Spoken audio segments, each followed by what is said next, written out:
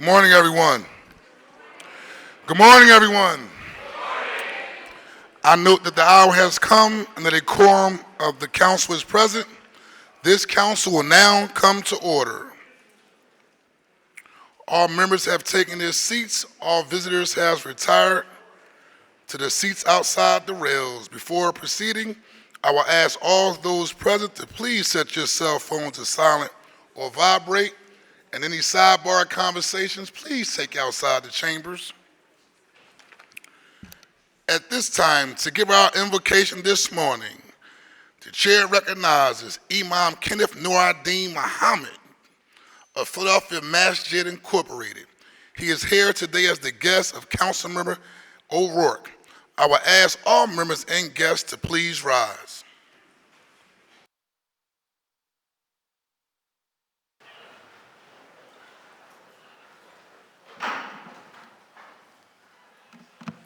Good morning, everyone, and peace be unto you.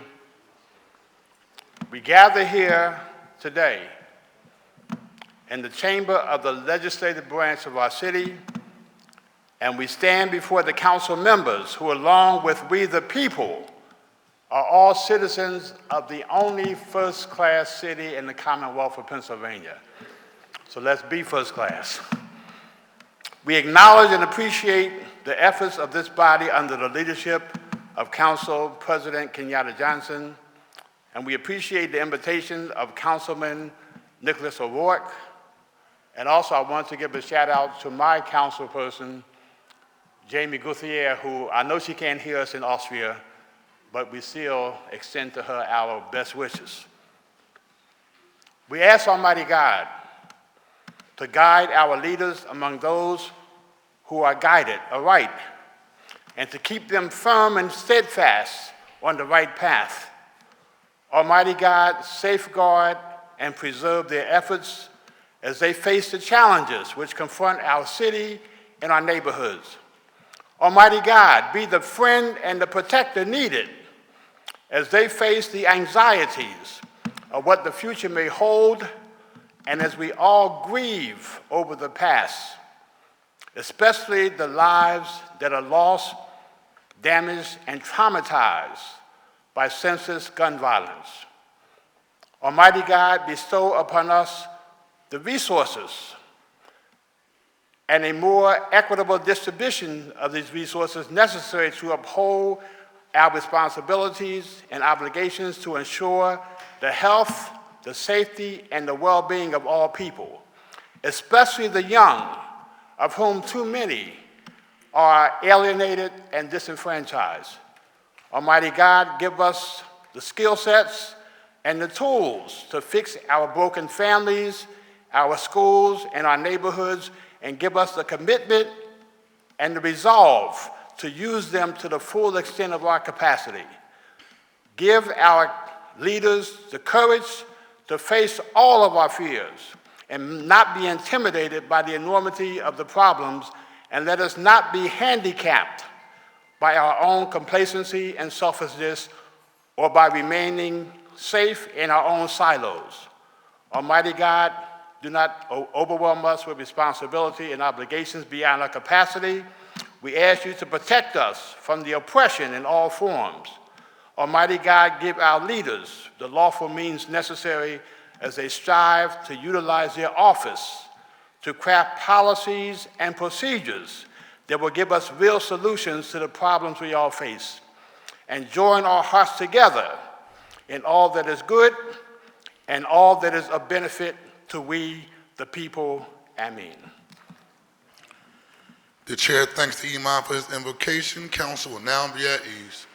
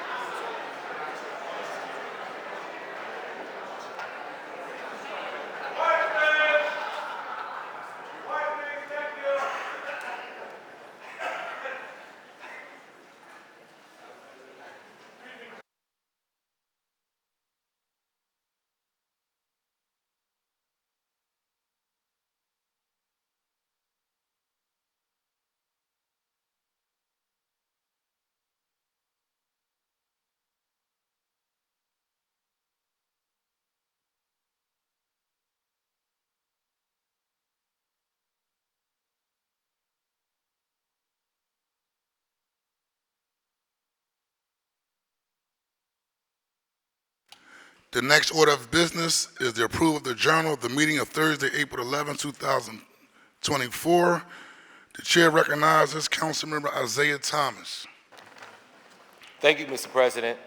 I move that the journal of the meetings on Thursday, April 11, 2024 be approved. It has been moved and properly seconded that the journal of the meeting of Thursday, April 11, 2024 stand approved. All those in favor will signify by saying aye. Aye. Those opposed, the ayes have it, and the journal is approved. The next order of business is request for leave of absences, and the chair recognizes Councilmember Gilmore Richardson. Thank you, Mr. President. On behalf of the majority, a leave of absence is requested for Councilmember Gaudier. The chair thanks the councilmember. Leave will be granted. The chair recognizes Councilmember O'Rourke. Mr. President, on behalf of the minority, a leave of absence is requested for Councilmember Brooks. The chair thanks the councilmember. Leave will be granted. The chair now recognizes Councilmember Gilmore Richardson for a motion concerning certain legislative matters that may arise during the course of today's session of council and that were not listed on the calendar circulated prior to today's session. Thank you, Mr. President. I move that any of the following matters, if considered today, may be added to the agenda for this session of council and as required by law, subsequently published on an amended agenda after the consideration of those matters. Resolutions authorizing hearings, amendments to bills on first reading, the reconsideration of a bill vetoed by or recalled from the mayor, amendments to bills recalled from the mayor, resolutions taking substantive action to be voted on in this session, a motion to withdraw a bill or resolution that is not on the calendar, and a motion placing a bill or resolution on or returning a bill or resolution from the suspension calendar that is not listed on today's calendar. The purpose of this motion is to provide the public with notice concerning possible actions by council that arose too late to be included on the calendar that was published prior to today's session. It has been moved and properly seconded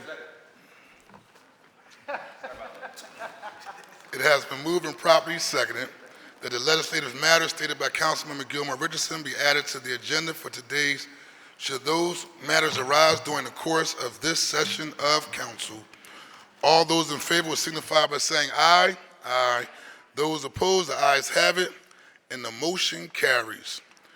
The chair will dispense with the regular order of business to recognize the guests and visitors joining us in chambers this morning.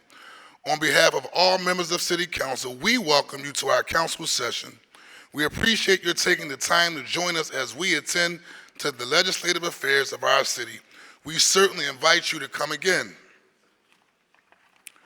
At this time, the chair recognizes Councilmember Nicholas O'Rourke, who will present a resolution honoring and congratulating Sapphire Crystal, Philly's own crown jewel, for her outstanding representations of Philadelphia's unique queer performance art and drag scene culture on MTV's RuPaul Drag Race. Or Sapphire. Would you please join us and Nicholas O'Rourke at the podium?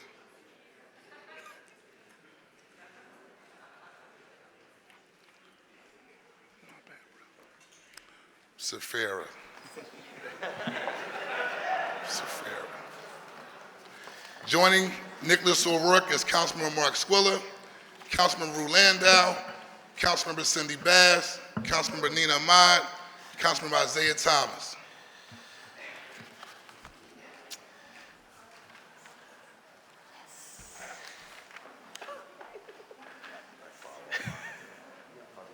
And Councilmember Kathy Gilmore Richardson.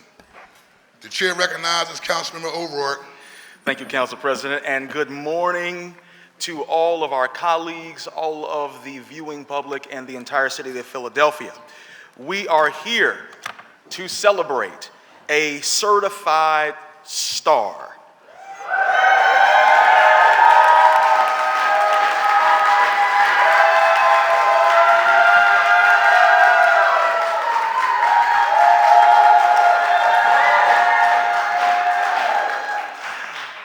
don't know if y'all can see the folks in the back, but folks are holding up signs, and I see one that says Queen. It says Queen Safira. A queen is here. And I'm definitely not talking about Elizabeth. Yeah, even though I kind of am dressed like that. Oh, no. Or Latifah. She counts though too. A hopeful RuPaul's Drag Race champion and already the winner in and of the hearts of Philadelphians, Philly Supreme Drag Queen, Miss Safira Cristal.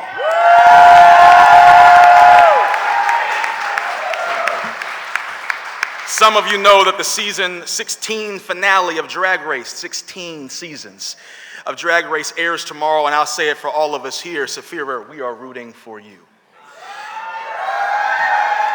Now, it really shouldn't be a surprise that the first queen to represent Philly's drag scene on the show is in the finals. She's a singular talent who comes from a community that fosters such greatness. The rest of the country has been introduced to a figure many Philadelphians have been privileged to have front row seats for. That said, I do imagine that when it comes to getting some tickets to see Safira, yesterday's price is not today's price. And more power to you for that, ma'am. Now, I don't want to dampen the mood here, but I do want to remind all of us that there is a very serious aspect to these festivities. In celebrating today, we are also honoring Black queer resistance.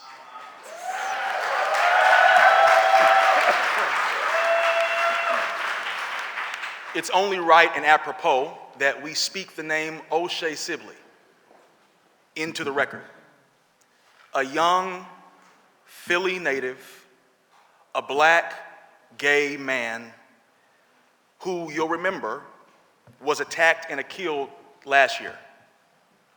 Sibley was defending his friends who were confronted when taking part in the same expression of culture, dance, which we're here to celebrate today.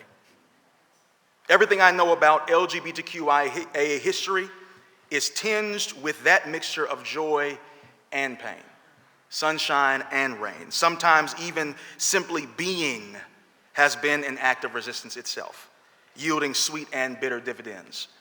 Today, in this space, in this city, and henceforth and forevermore, we're here to recognize and celebrate LGBTQI resistance and affirm our neighbors for living out loud, being who they were born to be, and looking pretty damn good at doing it. And who does that better than Philly's crown jewel? I can think of no other, and it doesn't seem like much of a stretch to say that the nation agrees. Can we put our hands together and congratulate again Safira Cristal?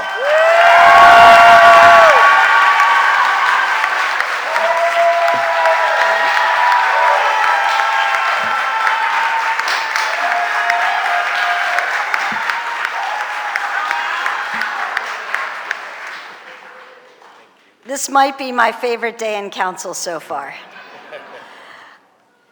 I am beyond excited to honor the incredible talent of Safira Cristal, a powerhouse Black drag queen from Philly who is captivating audiences on RuPaul's Drag Race.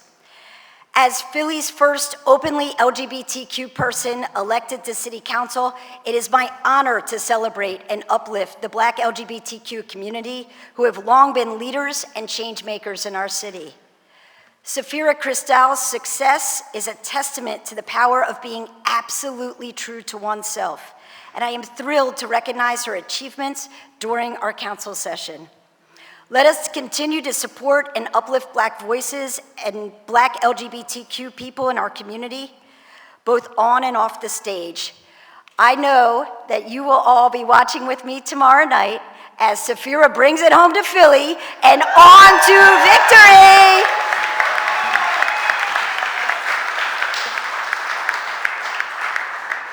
Safira, I am so happy to have been getting to know you, to have you in my life.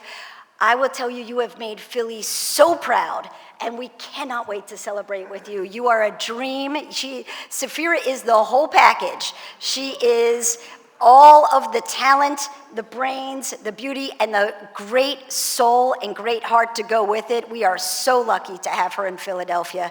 So with that, I will now pass this along to Tyrell Brown, Executive Director of Galley.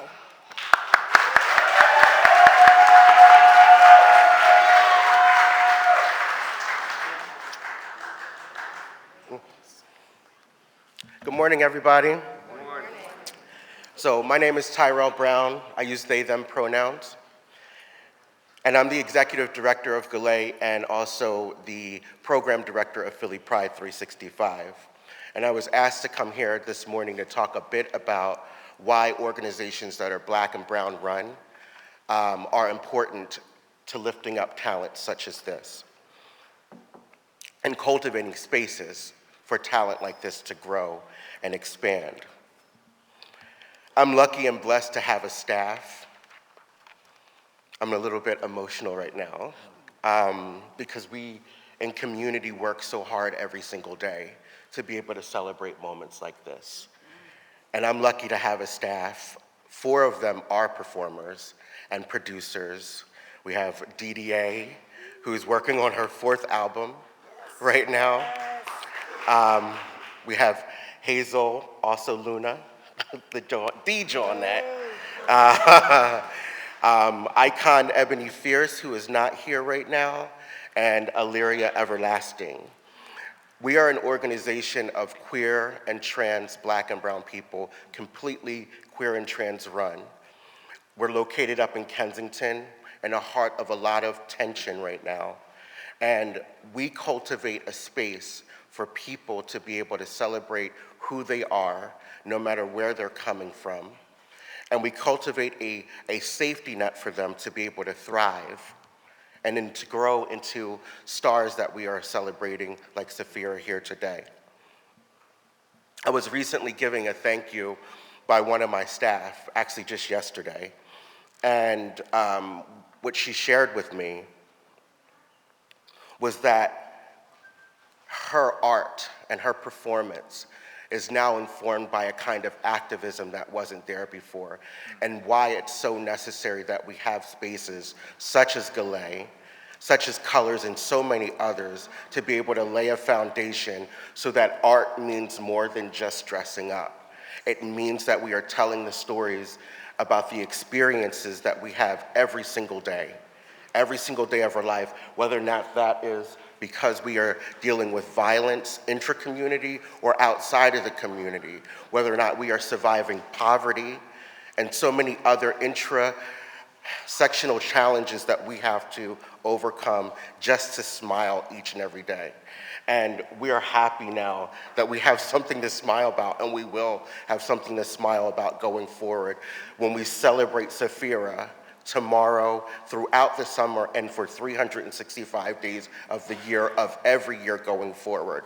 And that also means celebrating not just the performance, it's not just about celebrating the beauty, it's also about celebrating the people who we are when all of that is stripped away. Who we exactly are as community members, neighbors, friends, family. And oftentimes we reach to our organizations, Galley and so many others, because the doors to public institutions are unsafe, or we've been turned away, or there's just not enough resource. And we are that bottom line there. We can't afford to put it down. So when the doors are closed there, we don't have a choice but to dig our heels in. Sometimes it takes taking money out of our own stores to make sure that people don't go unhoused, so that food is on the table and food is in the cupboard. And that is something that we're called to do. We don't get funded enough. We don't have enough in our salaries sometimes to make all these things happen. And that's okay. It's not okay, but we're going to have to make it okay right now. But I think what's most important is that the mission that we serve every single day is one that lifts up talent, lifts up beauty, and does it in an authentic way. And Saphira, you are the embodiment of authenticity. Your heart, what you bring to the stage, isn't just a performance. It's who you are in here that inspires so many people. And I'm so proud of you. I'm so proud of you. I'm so proud of the example that you're setting for so many people in Philadelphia. And I'm so proud of every single person that is here with us to lift you up. And I can't wait to do more with you going forward.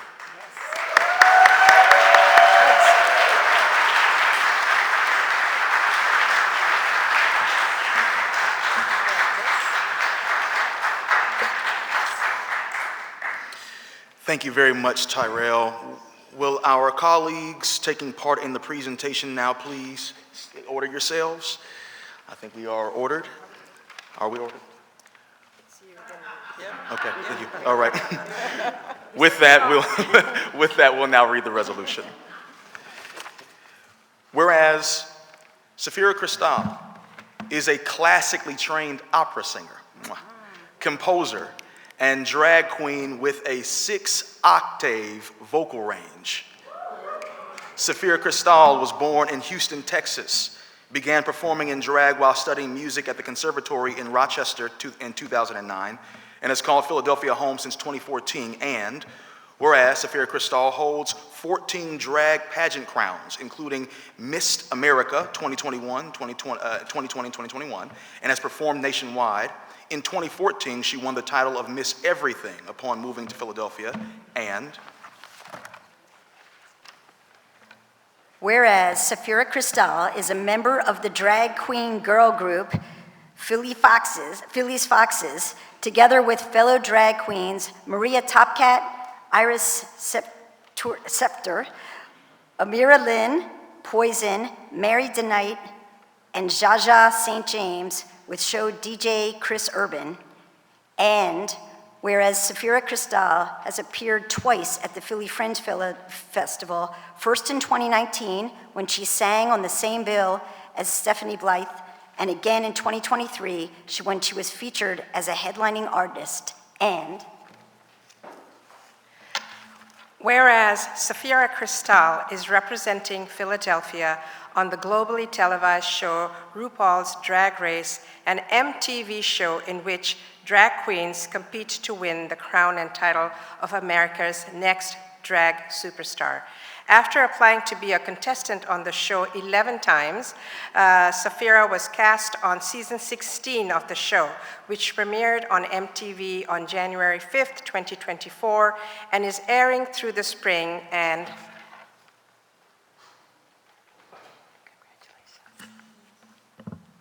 whereas Safira Cristal became an early strong competitor on her season, winning the Mini Challenge, Maxi Challenge, and the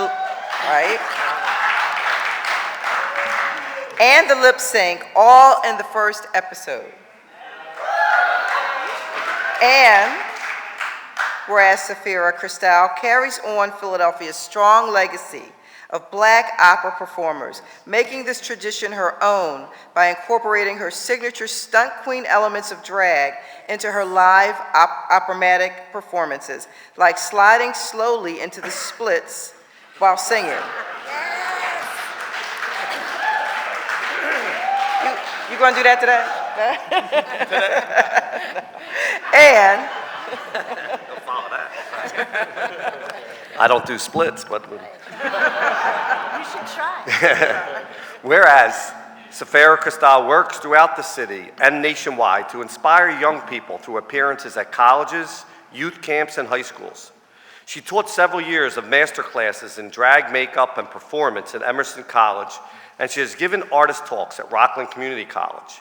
An experienced attitude and stage present coach, Safira has also taught master classes at the Philadelphia Burlesque Academy and various dance studios. And whereas Philadelphia City Council recognizes the deep and valuable experience of providing queer art space and community in the city of Philadelphia and honors Safira, let's pop that champagne, Cristal, for showcasing our city as a space that welcomes queer arts of color. And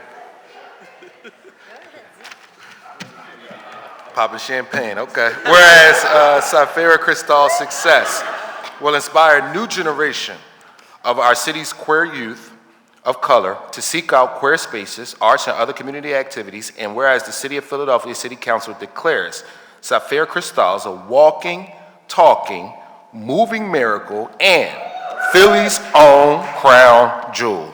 Now, therefore, be it.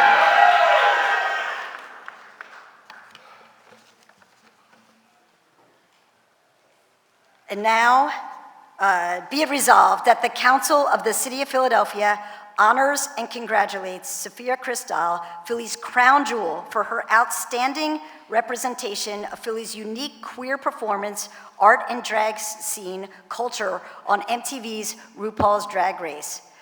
Be it further resolved that an engrossed copy of this resolution be presented to Safira Cristal as evidence of the admiration and respect of this body. And now I would like to invite Safira Cristal, Philly's crown jewel, to say a few words.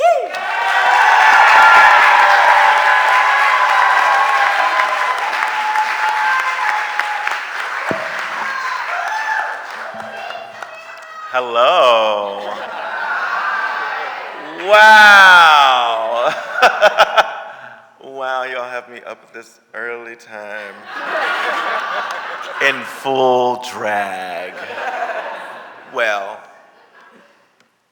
kind of, sort of. So, I was tearing up over here because, you know, you don't really know what's happening. But this is quite the opportunity. This is quite the honor. This is a beautiful space, and I just want to take it in and accept it, and thank you all for your love, your support, your admiration, for seeing me. You go on national television and you just try to be yourself. And you put yourself on the line to be criticized, to be seen. And whatever people see is what they see. And some people see you.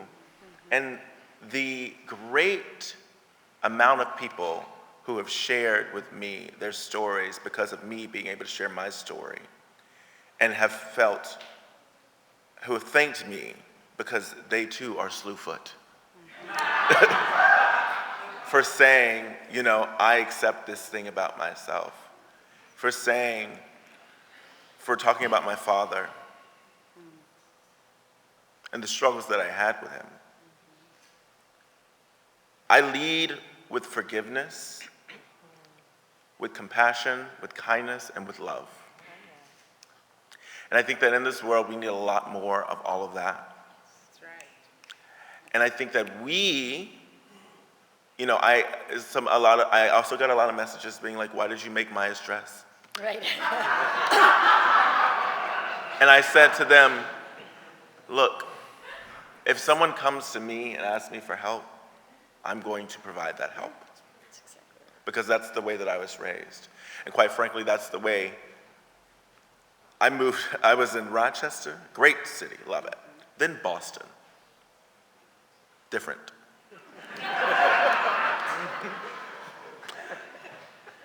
I would say that I learned a lot in Boston. I was forged in fire there. But when I got to Philadelphia, it was the first time that I felt like I was back home.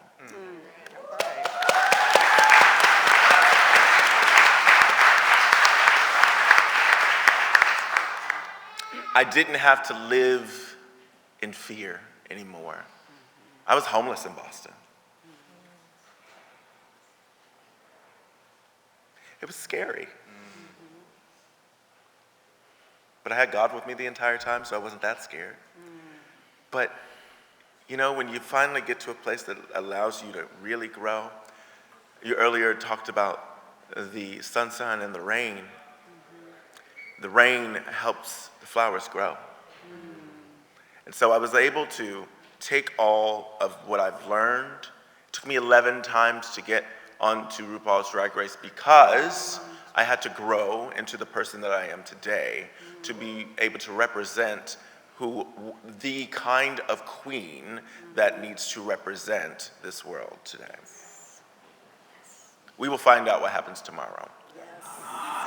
But I know, in my heart of hearts, that I'm a winner, baby.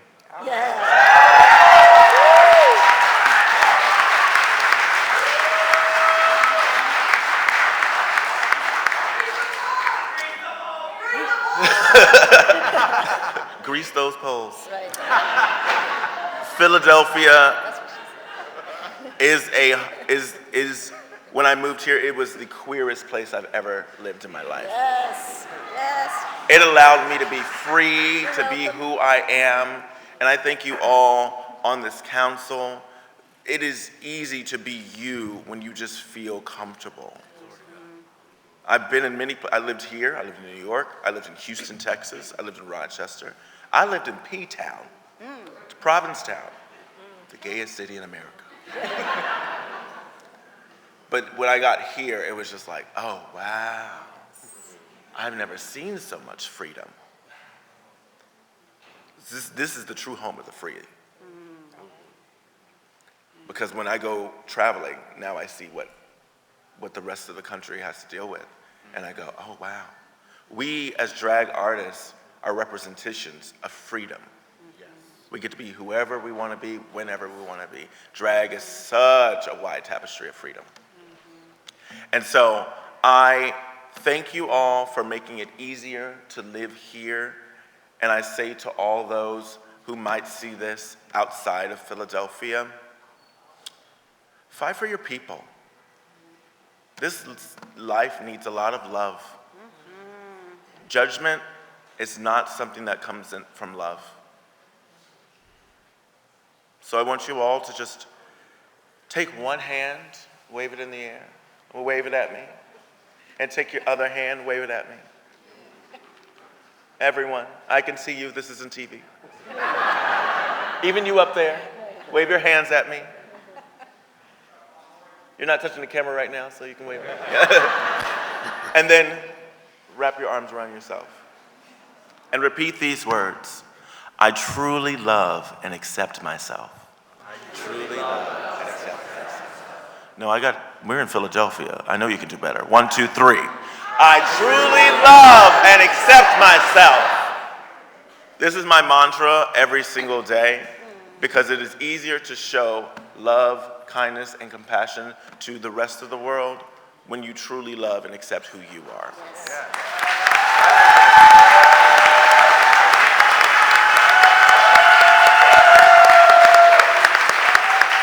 I know myself, I love myself, and because of those things, I can truly say that I love you all. Thank you so much. Council will be at ease.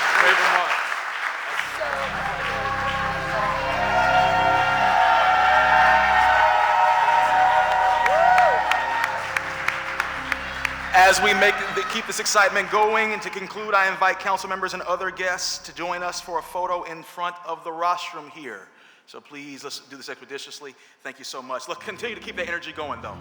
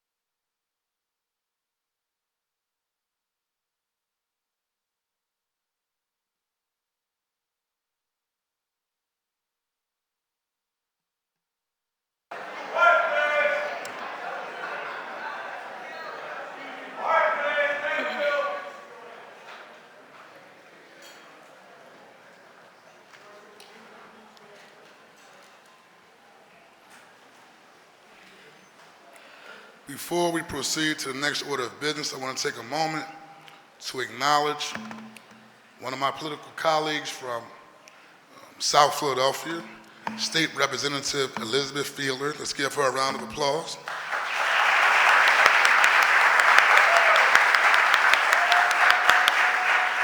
And thank you for joining us here in City Council today. The next order of business is communications. The chair requests that the Sergeant at Arms deliver the messages from the mayor to the chief clerk. Thank you.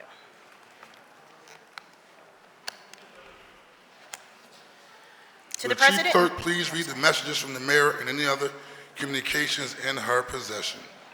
To the President and members of the Council of the City of Philadelphia, I am submitting herewith for the consideration of your honorable body the following proposed ordinance. An ordinance authorizing acceptance of the grant of the city to two certain areas located on either side of Hunting Park Avenue, east of Whitaker Avenue, as slope easements under certain terms and conditions.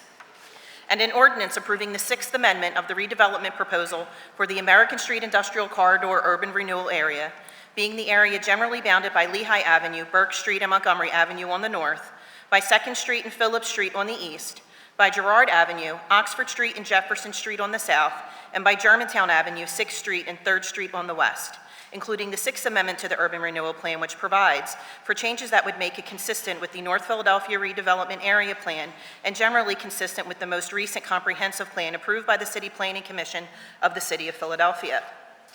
And a resolution authorizing the Philadelphia Redevelopment Authority to execute and deliver to the Philadelphia Land Bank deeds conveying title to various properties located in the 8th Councilmanic District, including on the following streets: West Manheim Street, East Worcester Street, East Garfield Street, Column Street, Blakemore Street, Vernon Road, Lena Street, Germantown Avenue, and Church Lane, pursuant to the requirements of the Commonwealth Land Bank. And to the President and members of the Council of the City of Philadelphia, I am pleased to advise you that on April 17, 2024, I signed the following bill, which passed by Council at its session on April 4, 2024, Bill Number 240019. And pursuant to Sections 4-604 and 2-307 of the Home Rule Charter, I am today transmitting to the Council the recommendation of the City Planning Commission on the following bills: Bill Number 240177 and Bill Number 240178. There are no further communications, Council President. Thank you. The messages will be printed in a journal. The next order of business is the introduction of bills and resolutions. The chair recognizes Councilmember Phillips. Thank you, Council President. I have one bill for introduction today. Will the clerk please read the title of the bill?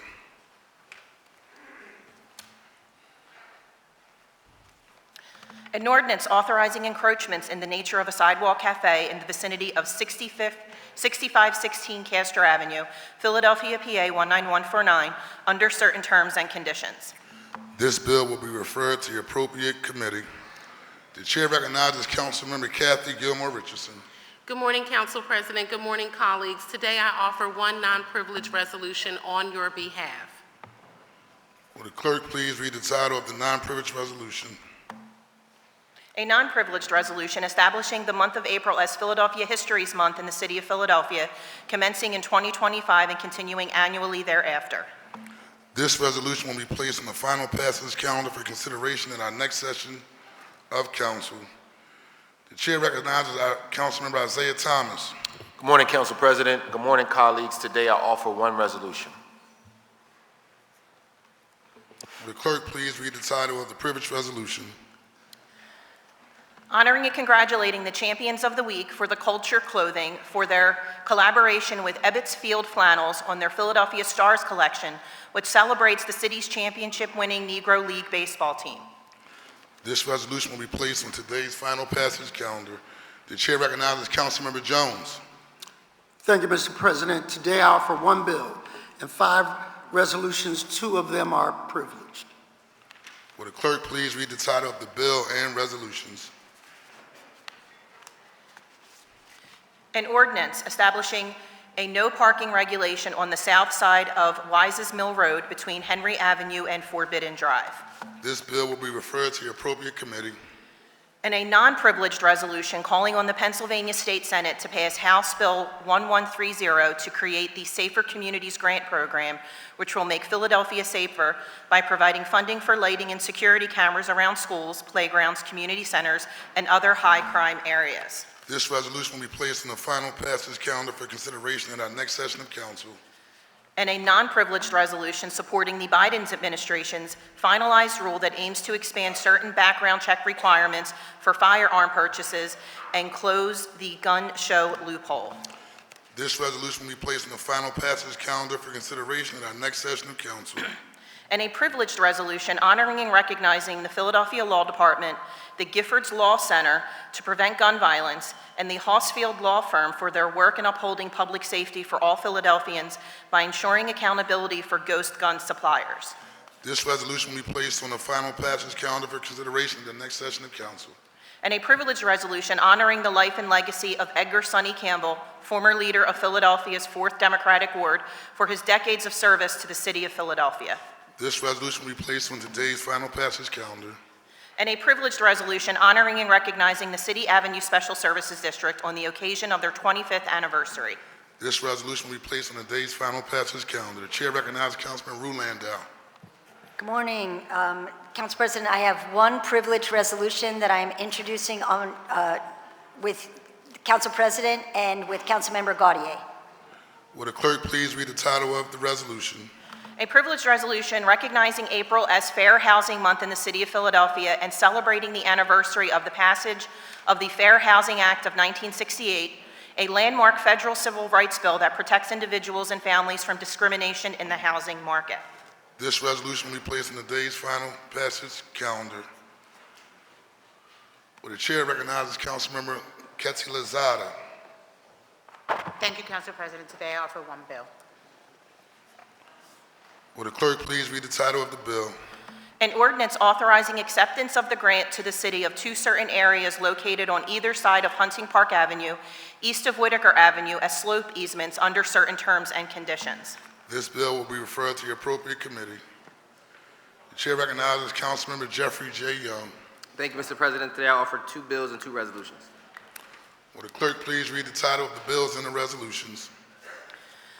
An ordinance amending Subcode A, the Philadelphia Administrative Code of Title IV of the Philadelphia Code, the Building Construction and Occupancy Code, to require proof of certain insurance certificates, all under certain terms and conditions. This bill will be referred to the appropriate committee. And an ordinance authorizing encroachments in the nature of a sidewalk cafe in the vicinity of 795 North 24th Street, Philadelphia, PA 19130, under certain terms and conditions. This bill will be referred to the appropriate committee. And a privileged resolution authorizing the Council Committee on Commerce and Economic Development to hold hearings to investigate commercial office building market viability in Center City, Philadelphia. This resolution will be placed on today's final passage calendar. And a privileged resolution recognizing the week of April 14th through the 20th, 2024, as a National Public Safety Telecommunicators Week in the City of Philadelphia. This resolution will be placed on today's final passage calendar. The chair recognizes Council Member O'Rourke.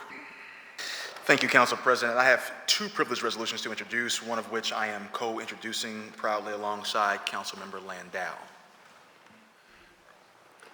Will the clerk please read the title of the resolutions? A privileged resolution honoring and celebrating the School District of Philadelphia's All-City Orchestra for their outstanding performance at WrestleMania XL, where they displayed music excellence and proudly represented the city of Philadelphia on an international stage. This resolution will be placed on today's final passage calendar. And a privileged resolution honoring and congratulating Safira Cristal, Philly's crown jewel, for her outstanding representation of Philadelphia's unique queer performance art and drag race scene culture on MTV's RuPaul's Drag Race. This resolution will be placed on today's final passage calendar. The chair recognizes Councilmember Harity. Yeah, I have no bills and resolutions today. Sorry. The chair recognizes Councilmember Driscoll. Morning, Mr. President. I have two privileged resolutions and one non-privileged resolution. Will the clerk please read the title of the bills and resolutions?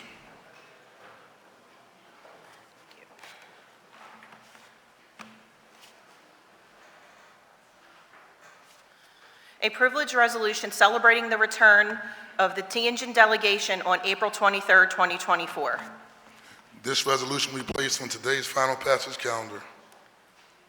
And a privileged resolution celebrating 75 years of the World Affairs Council of Philadelphia.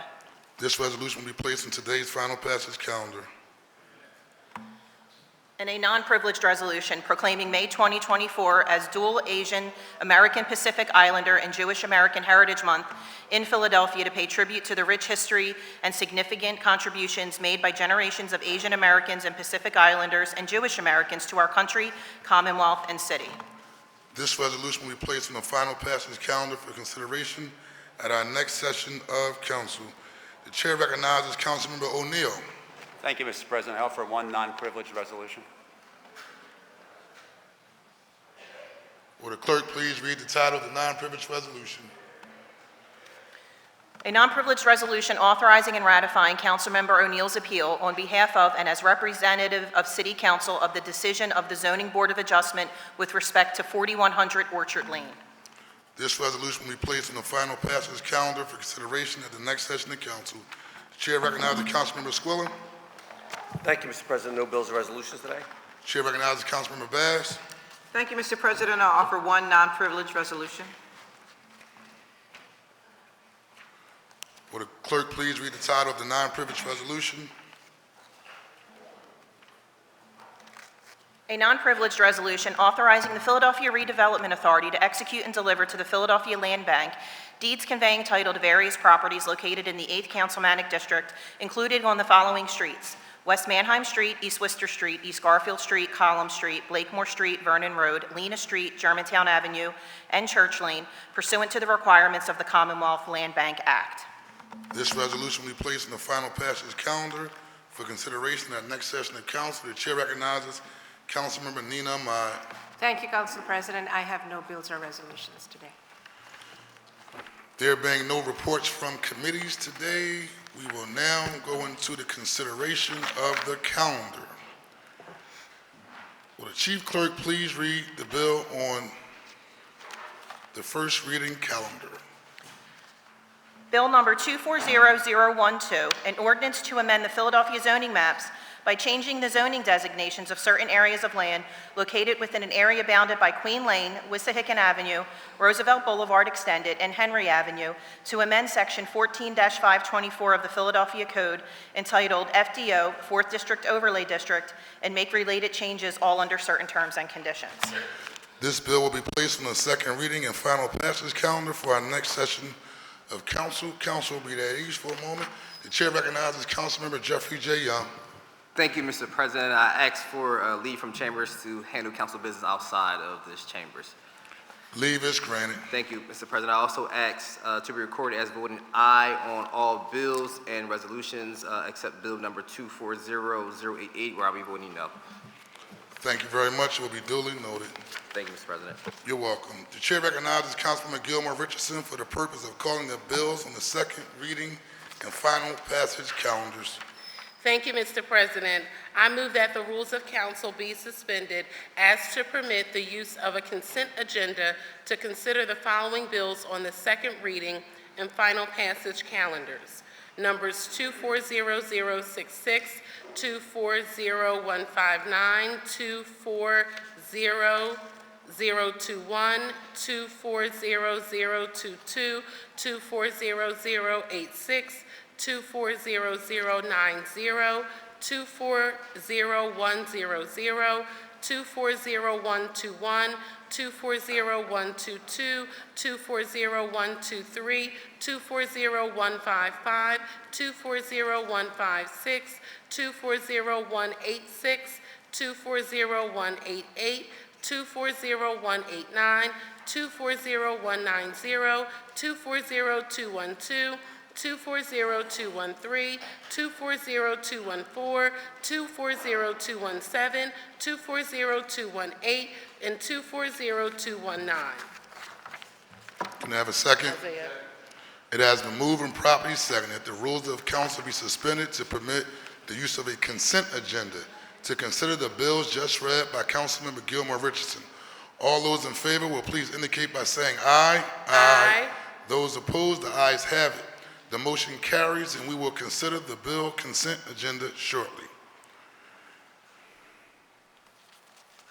The chair again recognizes Councilmember Kathy Gilmore Richardson for the purpose of calling up bills and resolutions on the regular second reading and final passage calendars. Thank you again, Mr. President. In addition to the bills being considered on the consent agenda, the following bills and resolutions are on the second reading and final passage calendar for today.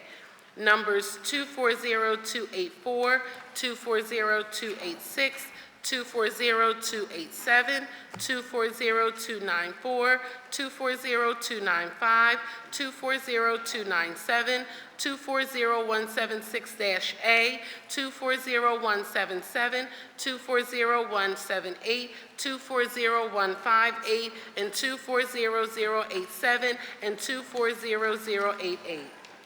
Thank you. Before considering these bills and resolutions, we will consider public comment as follows. Your public comment must concern matters on the second reading and final passage calendars for possible action at today's council session. All speakers must sign up in order to testify. If you have not already signed up for today's session, please do so now by giving your name to Ms. Hassan at the table outside the rails to my left. Once you have signed up, you will be called in the order in which your name appears on the sign-up sheet. Under ideal circumstances, public commenters each will have 3 minutes to speak. However, due to today's volume, the time limit may vary from session to session, and today's time limit will be 2 minutes. In order to be fair to all those wishing to speak, I intend to hold faithfully the 2-minute limit. When you begin speaking, you will see a green light on the podium when there are 30 seconds remaining to your time. The light will turn yellow, which is your reminder to conclude your remarks. Once 2 minutes have passed, the light will turn red, and the sergeant at arms will disconnect the microphone. At that point, please yield the podium to the next speaker if you have not already done so. I also reserve the right pursuant to our rules of council to limit repetitious comments on the same matter. I will now ask the chief clerk to please read the name of our first speaker. Representative Elizabeth Fiedler for Solar Schools Act.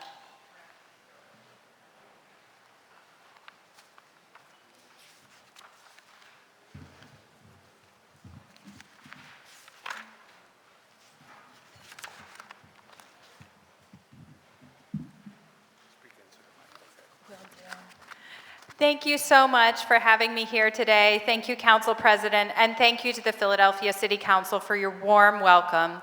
I am State Representative Elizabeth Fiedler. I am proud to represent the 184th District in South Philadelphia. I want to extend a special thank you to Councilmember Gilmore Richardson and Councilmember Gautier for introducing a resolution today in support of a piece of legislation that I have worked on for over a year.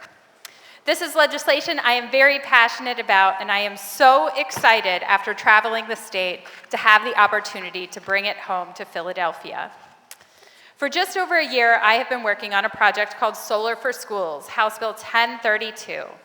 Solar for Schools would help schools in Philadelphia and across the Commonwealth install solar panels on the roof or if they have land next to the building. These solar panels would help the schools generate their own electricity. If you didn't know, energy is the second highest cost for school districts, a very big price tag when they're trying to balance their budgets and when energy costs keep rising. When schools generate their own electricity, it helps them to be able to not just save millions of dollars, but to have financial stability and to be able to budget for decades to come. Solar energy would boost our production of renewables, it would create good union jobs, and it would help us to be part of the growing green energy movement. Under our legislation, Solar for Schools, the cost to schools would be minimal. The state would cover 50% of project costs, while the Federal Inflation Reduction Act would cover 30 to 50%. I am proud to report that this legislation passed the State House with strong bipartisan support back in June, and now awaits a vote in the Senate. I am also incredibly proud that Solar for Schools has the support of labor, environmental, education, and faith groups across our city and across the Commonwealth. I will say finally that I know we are no strangers to the school funding crisis that affects our schools here in Philadelphia. This is incredibly personal to me as the parent of 2 Philly public school kids who are sitting in class right now. They asked me where I was going today, and I proudly told them that I would get to be speaking with my city council, with our city council colleagues today about Solar for Schools. Our schools need so many improvements to their physical buildings, and they need to be equipped for the dramatic weather events to come as temperatures rise. We believe that House Bill 1032, Solar for Schools, is an important piece of that pie. It's a money-saving program for schools and another toolbox in the toolkit of the Philadelphia School District to be able to fund building repairs, increase staff, fund educational opportunities, and more, while contributing to a healthier planet. Thank you so much to Philadelphia City Council for your support today and for your support of schools, students, workers, and a greener city. I appreciate your time.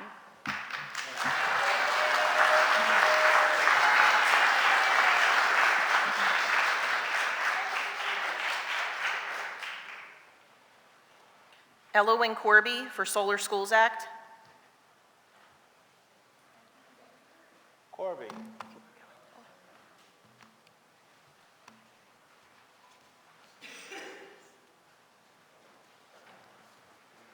Can Elaine McGuire and Shannon Crooker also make their way to the podium, please? Ms. Colby? Okay, you have 2 minutes. Take 2 minutes for the record, please. Thank you so much for having me. And thank you to Representative Fiedler for leading the effort to advance this important legislation in Harrisburg. Oh, better? Okay, can you hear me? Great. And to Council Members Gilmore Richardson and Gauthier for introducing this resolution in support of Solar for Schools. My name is Elowin Corby, and I am the Mid-Atlantic Regional Director for Vote Solar and Vote Solar Action Fund. We are a nonprofit that works state by state to accelerate a 100% clean energy transition that puts the interests, health, and well-being of people at its center. And we are proud to lend our voice in support of this important legislation. Solar energy can lower the cost of living, create local jobs, reduce health-harming pollution, and build a brighter, more resilient future for generations to come. And what better way to invest in those future generations than to make it easier for schools to model the future we want to see. Our schools deserve all of the support we can give them, and helping them to become hubs for clean energy generation, education, and resilience is a goal worth fighting for. A 100% clean energy system is now an achievable reality thanks to technological advances, the rapidly falling cost of renewable energy, which is now the most affordable energy to bring onto the grid, and overwhelming support from people across the country, including here at home in Pennsylvania, where our 2022 polling showed that over 80% of Pennsylvanians support rooftop solar. And that's not even to begin talking about the incredible federal investments in clean energy that are now helping us to accelerate the transition. Helping our schools to go solar is a perfect way to invest in clean jobs, increase resiliency, save schools money, which can then be invested in other critical programs. So excited to be here today. Thank you for your time. And I'm excited for this legislation that will help our children to literally experience the clean energy future that we are working together to build. Thank you. Elaine McGuire, and can Shannon Crooker and Tossie Valcarcel also make their way to the podium?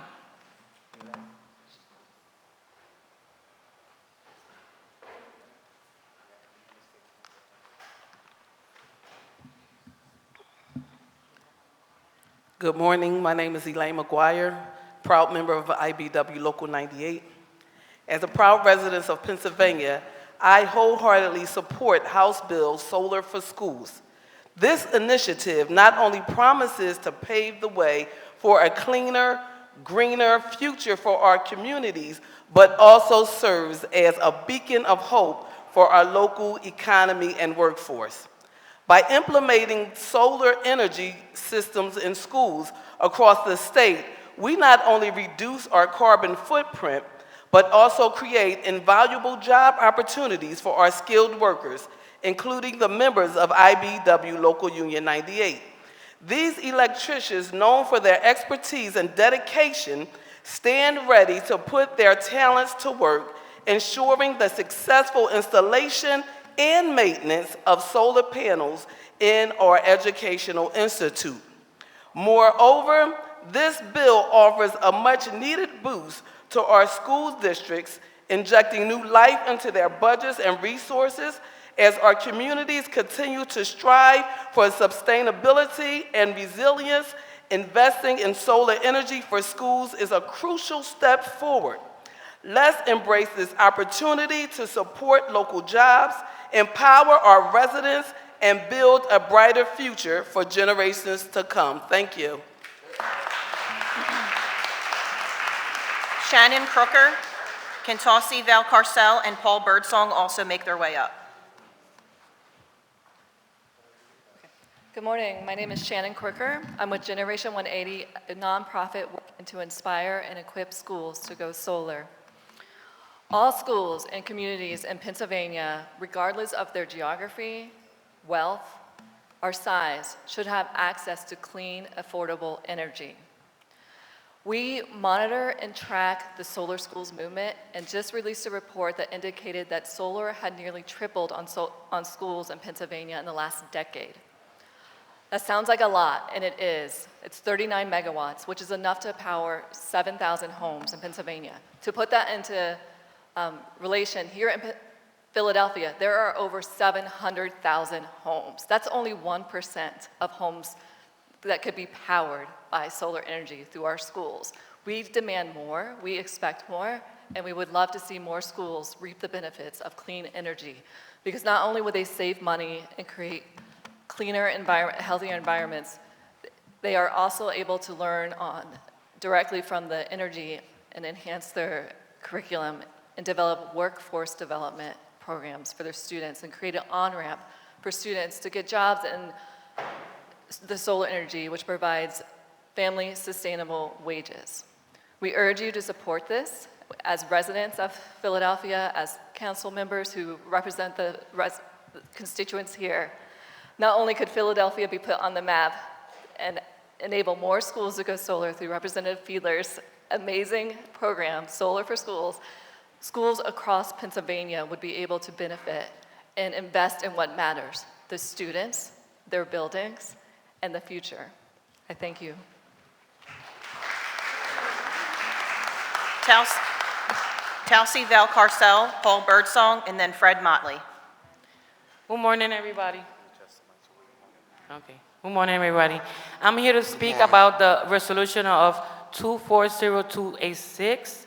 Good morning. My name is Kentausi Valcarcel. I'm an activist, Afro-Latina in the Panther Party and concerned citizen from Philadelphia. I would like to thank the great men and women who is taking the challenge and risks of redevelopment in our city. But hear me out, City Council. Our streets are bleeding hard, and I would like for you to rethink hard how we want to rebuild our city. Instead of rebuilding the buildings, we should rebuild our community. Do we need new buildings, stores to keep in the poverty, or do we need our sanity, integrity, respect, to rebuild our brotherly, powerful people united and in peace? What we really want and need is closure for the mothers that are waiting for an answer from the forensic labs. And one more thing, leave the unions alone. All power to the people.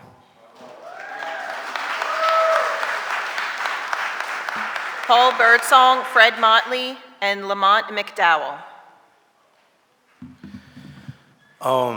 My name is Paul Birdsong. I'm the National Ambassador for the Panther Party, New Age, not to be confused with the New Black Panther Party.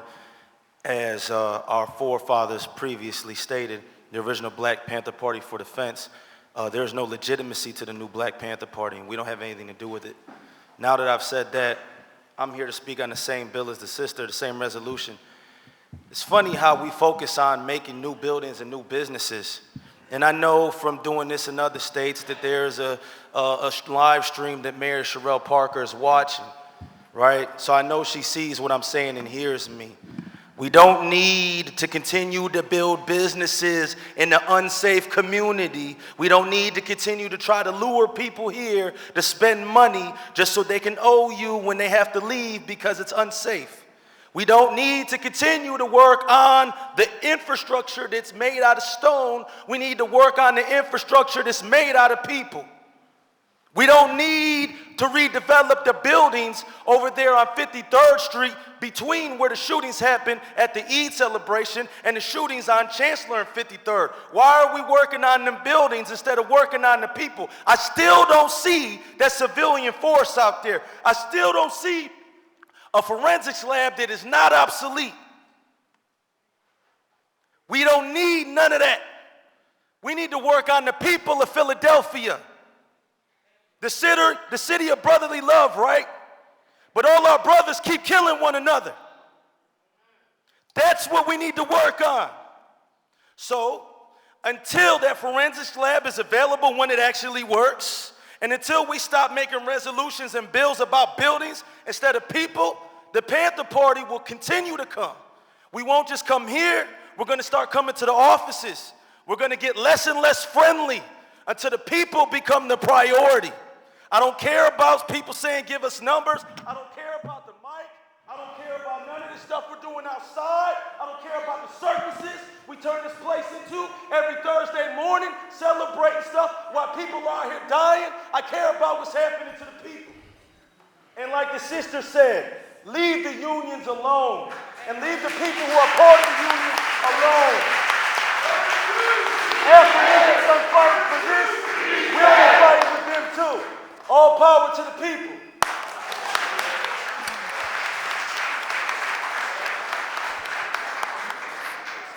Fred Motley, Lamont McDowell, then Carlton Epps.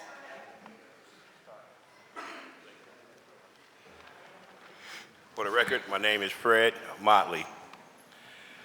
For the past decade, I've been a dedicated cook at Aramark in all three houses, all three stadiums in South Philly. In September, I found myself facing a medical mishap that had been causing me a lot of stress. I must have health care coverage to address this issue and ensure my well-being. Additionally, I have a son who's right now recovering from an aneurysm and a stroke, both of which occurred simultaneously in 2009 at the age of 2.5. Despite these challenges, we've managed to navigate his recovery journey with therapy and health care. However, it hasn't been easy because I had to basically pay out of my own pocket. I love the job at Aramark, but there have been moments when I've had to make tough choices between essential expenses. My son's therapy, primary. Rent, also primary. It shouldn't be this way. With a company as large as Aramark, for workers to only be offered a 25-cent raise is ridiculous. We shouldn't have to struggle to afford basic healthcare necessities. We need family-sustaining wage increases. Aramark has the power to make a difference in our lives by providing us with the wages and the healthcare that we need. We're not asking for the world, we're just asking for an opportunity to live healthy lives without constant financial worry. It is an honor to be here amongst these hallowed halls. Thank you for your time and for standing with our Aramark brothers. Thank you very much.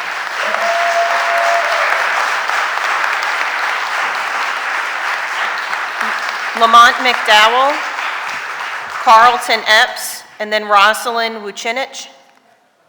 Good morning. My name is Lamont McDowell, and I'm a cook for Aramark Wells Fargo Center and the Lincoln Financial Field. I stand before you not only I stand before you not only as a worker, but as a proud resident of Philadelphia, a city where life can often be challenging. I believe in the value of hard work. I take pride in the meals I prepare, the smiles I bring to fans, and the memories I create for fans at the stadiums. But the truth is, the wages I currently earn are simply not enough to keep up with rising costs. The cost of living in Philadelphia is high, and without health care, the burden is heavy. I went on strike with my coworkers last week, not only for myself, but for the countless others who, like me, are struggling to make ends meet. Since the strike, Aramark has yet to make health care more accessible to us. I have conditions that I haven't been able to get checked in several years because I don't have health insurance. This isn't just about a paycheck, it's about my health, my well-being, and my life. In 2015, I lost my father and my fiance within 1 month of each other. The pain of their absence is sometimes something I carry with me every day.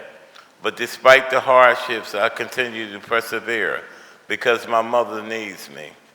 And I know that I'm not alone.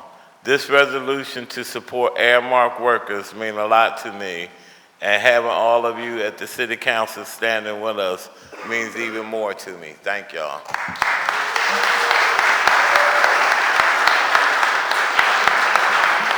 Carlton Epps, then Rosalind Wucinic and Katie Bartolota. Good morning, Council President and esteemed members of City Council and all guests here. My name is Carlton Epps, and I work at all 3 stadiums for Aramark. I'm here to talk about the disrespect that Aramark is giving us during our negotiations, not only to us, but the disrespect that they give to all residents of this wonderful state of Pennsylvania that we live in. During our negotiations, the lawyer was asked, how does he feel about majority of our workers who, we get our health care through government-assisted programs. I get mine through the marketplace, Penny, as we call it now in Pennsylvania. When asked this question about, how we're working for a multi-billion-dollar company, and you can quote me on his response. He was asked, how does he feel about that? He said, so. Literally, that's what he said to us. Some of our workers were in there and wanted to cry when they heard that. Another management member of Aramark, when we were talking about paid time off, because we get no paid time off, no sick time or anything of that nature. Workers come to work sick, getting other workers sick. When we were asking about how does this manager, how does he feel about that? His response was, I don't know, I get PTO. This is some of the things they say to us. Now this part here really upset us because we've lost a couple workers over this last couple years since the pandemic, and they have no health care. We have a worker, I think her surgery is today, she's having a tumor removed from her head. She's getting health care through her brother, and she works for a multi-billion-dollar company. When he was told this part, the lawyer said, oh, so what? And you can quote me on that. He said, so what? I mean, that's very disrespectful to the residents of this city and state, considering that this is Aramark's home. They just built their headquarters a few years ago here in Philadelphia, right across the river, and I'm sure they got a lot of tax breaks, on that building. But they don't care about our workers, and I just want to thank City Council for your support. And at this time, I want you to know that we are fans of the team. I travel to basketball game and a football game every year. My son and I go to a game. We're also going to add baseball this year. But we are fans of the team, but I must announce that this time we will be starting another strike again on Thursday for the playoffs.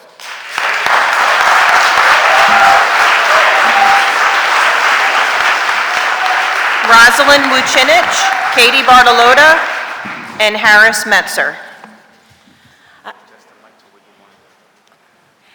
Good morning. My name is Rosalind Wucinic. I'm the president of Unite Here Local 274, the union for the Aramark workers at the 3 stadiums in South Philadelphia. I'm here to speak in support of Resolution 240295.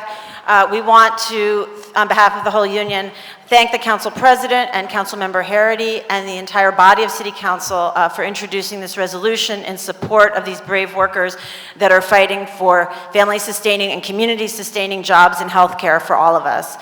We also want to thank everybody from this body that joined us on our picket line last week and that came to our press conference as well in support. We need your support. Because of the union down in South Philadelphia, we have had tremendous victories over the years. So we have transformed these jobs from seasonal jobs that are only a few months out of the year that cannot sustain a family to year-round jobs, to full-time jobs working for Aramark, a multinational corporation headquartered here in Philadelphia. And we're proud of that, and that has transformed people's lives. However, year-round jobs for our members need to look like year-round jobs for everybody else. Just because our membership is majority women, majority black and brown, does not mean we deserve anything less from a year-round job. It also means that we shouldn't deserve, as Philadelphians, we shouldn't be getting anything less than workers in other cities. Workers doing this same kind of work at the United Center in Chicago, when they work 910 hours between the United Center, where the Bulls and the Blackhawks play, and Wrigley Field, they get free year-round health insurance, but not here. Workers at the Cap One Arena and the United Center, the Cap One Arena down in Chicago, down in DC where the Wizards and the Capitals play. Workers in those two places are making the lower paid workers right now in 2024 between $20.50 and $21.55 an hour, and here it's $6 to $7 less, $14 to $15 an hour. So we say shame on Aramark. We're thrilled that the Sixers won last night, but we are very, very sad that we are going to have to strike during these playoffs because Aramark can't do what it needs for the city of Philadelphia.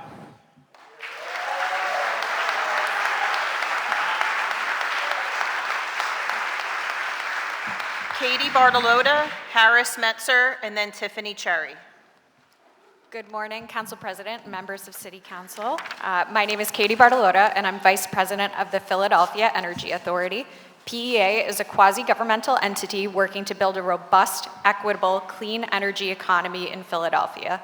We enable energy project development for the city and school district and run a variety of consumer and workforce programs that support the growth of our market and our communities. To date, we have supported over $900 million in energy projects and created over 7,600 jobs. I'm here in support of resolution number 240284, sponsored by Council members Gilmore Richardson and Gaudier, that calls on the Pennsylvania General Assembly to adopt the Solar for Schools Act, and thanks Representative Fiedler for her tireless advocacy in Harrisburg and foresight in capitalizing on all of the opportunities solar schools bring, including reducing and stabilizing energy costs for cash-strapped school districts, creating family-sustaining local jobs, and leveraging federal tax credits via the Inflation Reduction Act that are available to offset the upfront cost of solar. PEA is excited to continue our long partnership with the district, both in supporting clean energy education and providing operational and technical support on solar schools.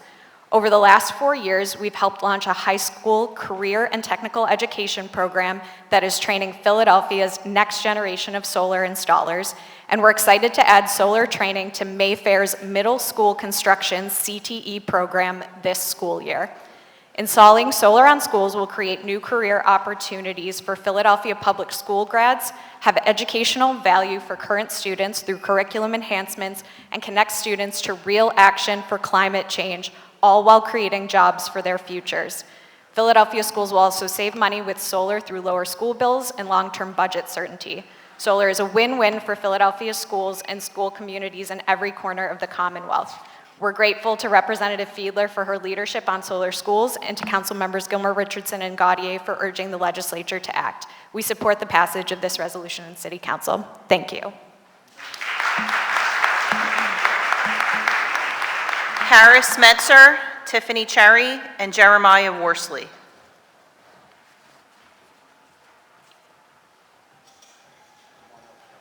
Harris Metzer, Tiffany Cherry.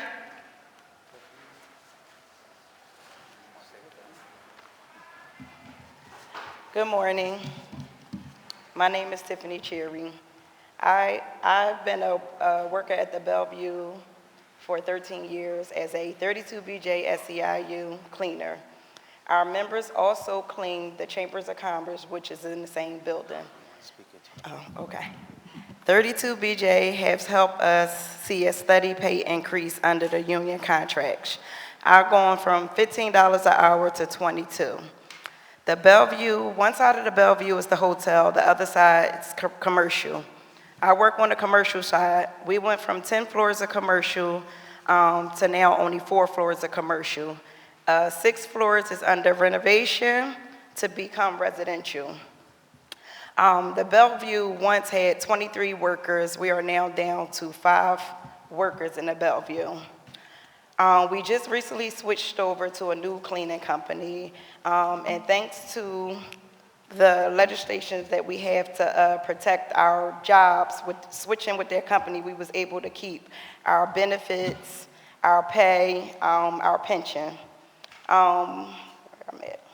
However, if the building closed completely for renovations, I would be out of a job altogether. I would lose my seniority when it comes to time to reapply or when it reopen.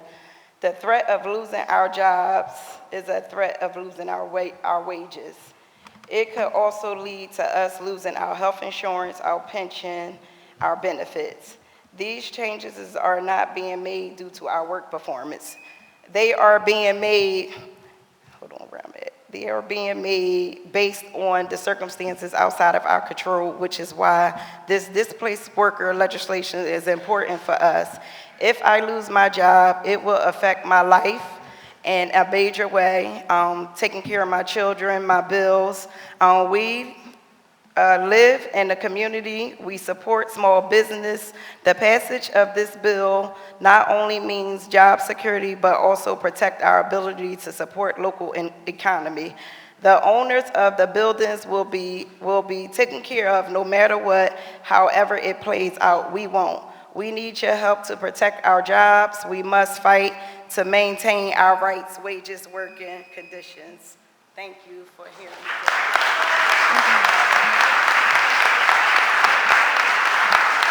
Jeremiah Worsley, Barbara Cherry, and Daisy Cruz. Is there a Jeremiah Worsley? Good morning. I'm Barbara Cherry, and I'm a cleaner at the Fashion District at 9th and Market. This will be my 5th year in September. Now, after working over 20 years as an educator, I'm close to retiring, and I don't want to start over in a new place due to no fault of my own. A lot of people come through the building and tell me what a great job we're doing keeping the building clean. They appreciate coming through a nice, clean place and smells the part. These developers are coming in and trying to wipe out our workforce and our hard-earned benefits. There are many changes happening downtown, with buildings being sold or converted into residential. I'm very nervous that if this bill doesn't pass, I could join the growing list of people who have lost their jobs through no fault of their own. Now, we need this bill to be passed to ensure job security and support our families. Some of us have been doing their jobs for over 25 to 30 years. Some of us are close to retirement. Now, our union just negotiated a new contract with a 401k, and that could just be taken away from us with no fault of our own. Now, we are trying to set a future for our families. Put yourself in our place. How would you feel if you were in our shoes, losing your job and your family's livelihood is destroyed? Maybe making less money and you don't have the benefits you worked so hard for. You have to start all over. How would you feel? I just want to leave you with this. With this, our livelihood is riding on this bill to be passed. Just put yourself in our place. What would you do? Thank you.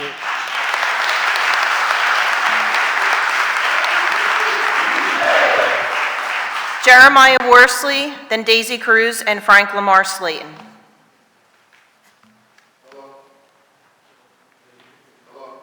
My name is Jeremiah Worsley. I'm a proud member of 32BJ. I've been working in Center City District cleaning the outside of the buildings for 17 years.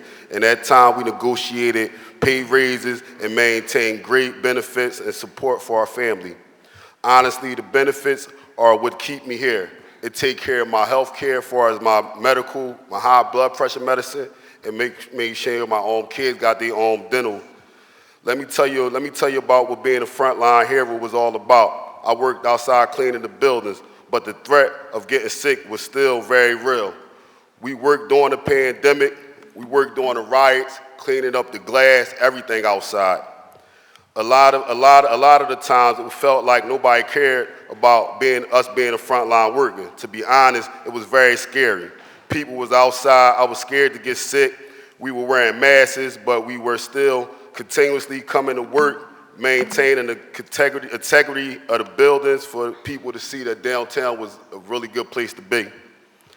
So I emphasize with y'all to please pass this bill because it's very important to me, my family, and all of my members of the 32BJ. As people slowly start trickling back into the buildings, our cleaners, guards, and other workers ensure they return to a very clean environment as far as downtown. We understand that the landscape is changing downtown, but the essential of protecting our workers while that's happening. Let us move forward in a brighter future of downtown, especially those who work so hard to keep things together during the tough times.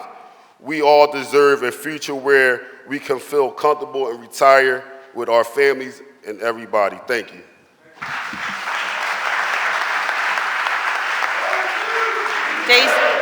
Daisy Cruz, Frank Lamar Slayton, then Lynn Landis. Good morning. My name is Daisy Cruz. I'm the district leader for SEIU Local 32BJ. We represent over 12,000 workers in Philadelphia and the tri-state area, several thousands of them who work in Center City, who are cleaners, security officers, building engineers, and other service workers who ensure that the buildings are secure, clean, and well-maintained every single day. Many of these workers are now experiencing a threat to their livelihoods as commercial buildings are being sold and converted. We're here today to ask that you amend the Displaced Contract Worker Protection Ordinance and extend job protections to workers when a building changes ownership or closes for renovations or when the work is being brought in-house. The amendments will require that the new employer to retain the existing workers for 90 days as well as give workers the right to get their old jobs back once a retrofitted building reopens. Contrary to the Chamber of Commerce misinformation campaign, employers will still be able to terminate a worker for just cause or determine that fewer workers are needed. The current ordinance, which protects workers only during a contract or switch, has been very successful in protecting the good wages and benefits that our members have fought so hard for in their contracts.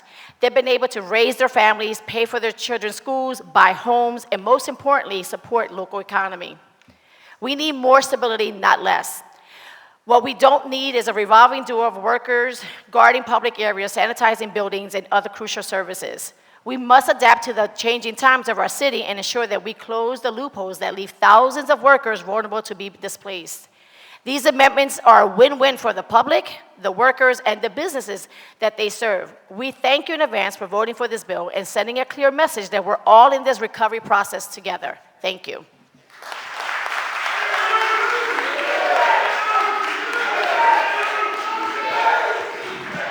Frank Lamar Slayton, Lynn Landis, then Danielle Piau. Good morning, Mayor Parker, council members. Thank you for having me. My name is Frank Lamar Slayton. I'm a community activist in the 52nd and Market Street area. I work in conjunction with Timothy Henry and his mother, Geraldine Brown, who is a member of the Philadelphia Police Advisory Board. As for bill number 240176A, I am in support of that, along with the New Age, Black Panther Party. We need to bring closure for these mothers. Also, you have individuals who may be incarcerated, where forensics may help to exonerate them. We have people who need to know the cause of death for their loved ones. As for Resolution 240-286, I am in opposition of that. Instead of investing in buildings and infrastructures, I would suggest that we invest into community centers. I spoke with some of the youth in the barbershop around, in the neighborhood around 52nd and Market. We have an issue with dirt bikes, riding through red lights and things. How about a dirt bike park? It could generate revenue for the city. We have a community center on 51st and Arch that needs to be rehabbed. A brother told me about the Bike Works program after school that was abolished. Bike Works program, we need to bring that back for the youth. Civilian patrols, we have to learn how to patrol ourselves. You know, we have an issue in West Philly real quick. We have somewhat like a cult-like following with our youth, funded by people impersonating law enforcement officers. I'm bringing it to the floor so you guys can get a head start. It's funded by former police officer Linwood Norman, Big Trey from 7th and Snyder, and Mr. James of 109 North 54th Street. They're posing as law enforcement, and they're manipulating our youth into crimes of violence. You saw what happened at the masjid, so I'm putting you guys on notice, okay? We need help out there. They've developed a cult-like following to stop the violence. They're engaged in artificial intelligence, manipulation of it, tech savvy, and I need help. These guys are having our youth into all types of heinous crimes, and I need help out there. Leave the unions alone. We need our unions. Lynn Landis, Daniel Piel, Jeremy Blattstein. Just using this, yes. Good morning. My name is Lynn Landis of SafeStreetsPhilly.org. I'm commenting on the resolution to analyze and examine the effectiveness of current policies in Kensington, which is similar to last week's bill requiring reports on illegal camping. Why are we still studying these things? What is happening in Kensington and other parts of Philadelphia, including my neighborhood, is against the law. And the people doing it, generally speaking, are the mentally ill and drug addicts. Why are not the police getting these people off the streets and into some sort of mandated care and secure facilities until they are cured, healthier, and not violating our laws? More importantly, as the parent of a mentally disabled son, allowing the mentally ill to live on the streets amounts to neglect and abuse of the disabled and is therefore a violation of the American with Disabilities Act. These people need to be in long-term care and in some cases, lifetime secure facilities. In many of the reports and discussions about this tragic situation, there is strong support for preserving the privacy of these individuals. Many nonprofits don't take down any personal information if the person is unwilling to provide it. That sounds considerate, but it isn't, because many, if not most of these individuals are mentally ill. So by not identifying them, the city will never know if relatives or friends are looking for them, if they escape from prison or a mental institution, or if they qualify for Social Security, disability, and other services. Instead, and all too often, city agencies and nonprofits enable the homeless to live on the streets instead of providing the mandated care that is actually needed. This is not a complicated situation. The city doesn't need more studies. The city needs to provide more housing for the homeless, build facilities for the mentally ill and drug addicted, and there should be zero tolerance for people living on the streets and breaking the laws of Philadelphia. It's illegal, unhealthy, and unsafe for all concerned. Thank you. Daniel Piel, Jeremy Blattstein, then Kate Perez. Daniel Piel, Jeremy Blattstein. Hello, Philadelphia City Council. Council Member President Johnson, where's your boa? But that's not beside the point. All right. My name's Jeremy Blatstein. Just to be sure this is not lost on certain well-known publications in this city, I am the nephew of Lee Blatstein, world-renowned urologist in Philadelphia. Let's make the record straight and not publish incorrect facts about me in the paper of record. But I'm here today talking about bill numbers 240121 and 240122. Shout out Councilmember Squilla. I know he can't do a split, but he knows how to pop some champagne. But everybody should be able, by right, to have streeteries. There's no need for these bills to be passed. Shout out Councilwoman Rue Landau for having this legislation to be able to have this conversation, but it's not happening quickly enough. So that really needs to happen fast, because these businesses should not have to go through this process to have bills introduced just to be able to have streeteries in front of their restaurants. Shout out Councilwoman Gaudier. I know she's enjoying Austria. Shout out that. But it's the one good thing I guess she has done for her district is allowing it by right. And the last thing I'll say is about 240287 is my favorite thing, turn the key. Stop getting in the way of turn the key. Put it on steroids. The average AMI that was just released today by PHDC is that the average home buyer is at 50% of AMI.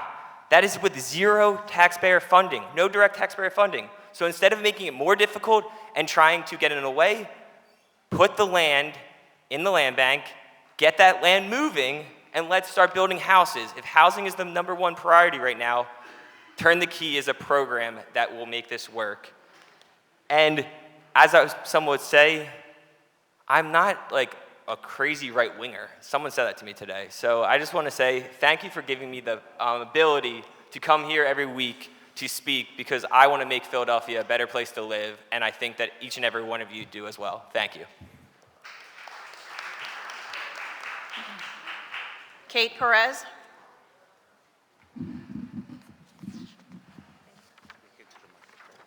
Enshrining abortion rights is enshrining human rights. We know that banning abortions does not stop abortions, but it stops safe ones. People will go right back to dangerous self-induced abortions and suffer horrific preventable deaths. Criminalizing abortions also includes language to criminalize those who have stillborns and miscarriages. Miscarriages are an awful, shattering experience for many parents, and it's something that has increased 300% under Israeli bombing in Gaza. I feel ashamed to be in a country where the House passes a bill to restrict free speech while having some of the worst maternal mortality rates of any first world country. We are remiss to talk about human rights without acknowledging the humans in Gaza who are giving birth in streets overflowing with sewage because Israel bombed all the hospitals and the doctors are reusing scalpels on patients with no anesthesia because Israel blockades the borders. This is in a time when 10 children a day are losing limbs to the constant bombardment. With 5 weapons manufacturers headquartered in our city, we are directly responsible for every death. Abortion rights are human rights. This past week, protesters shut down 30th Street, I-76 south and northbound, slowed down traffic on 95 north and south, shut down Market Street, and they even shut down City Hall while calling for a ceasefire. What more will it take for you to listen? How many more kindergartens should Israel bomb until you feel like speaking up? Locking the doors and pretending that a genocide isn't happening won't save anyone. Philadelphia has the chance to lead more cities into passing actual ceasefire resolutions. The ethnic cleansing of Palestine could not be happening without the backing of our tax dollars. We want to acknowledge the genocide, call for a permanent ceasefire, and we need an arms embargo against Israel. Ms. Perez, I know where you're going. Just talk about some abortion some more in there as well, maternal rights. All right. Every time we're silent, we're saying that it's normal for mothers to carry the flesh of their children in plastic takeout bags because bombs tore their children's bodies apart. Silence is compliance. Ceasefire now.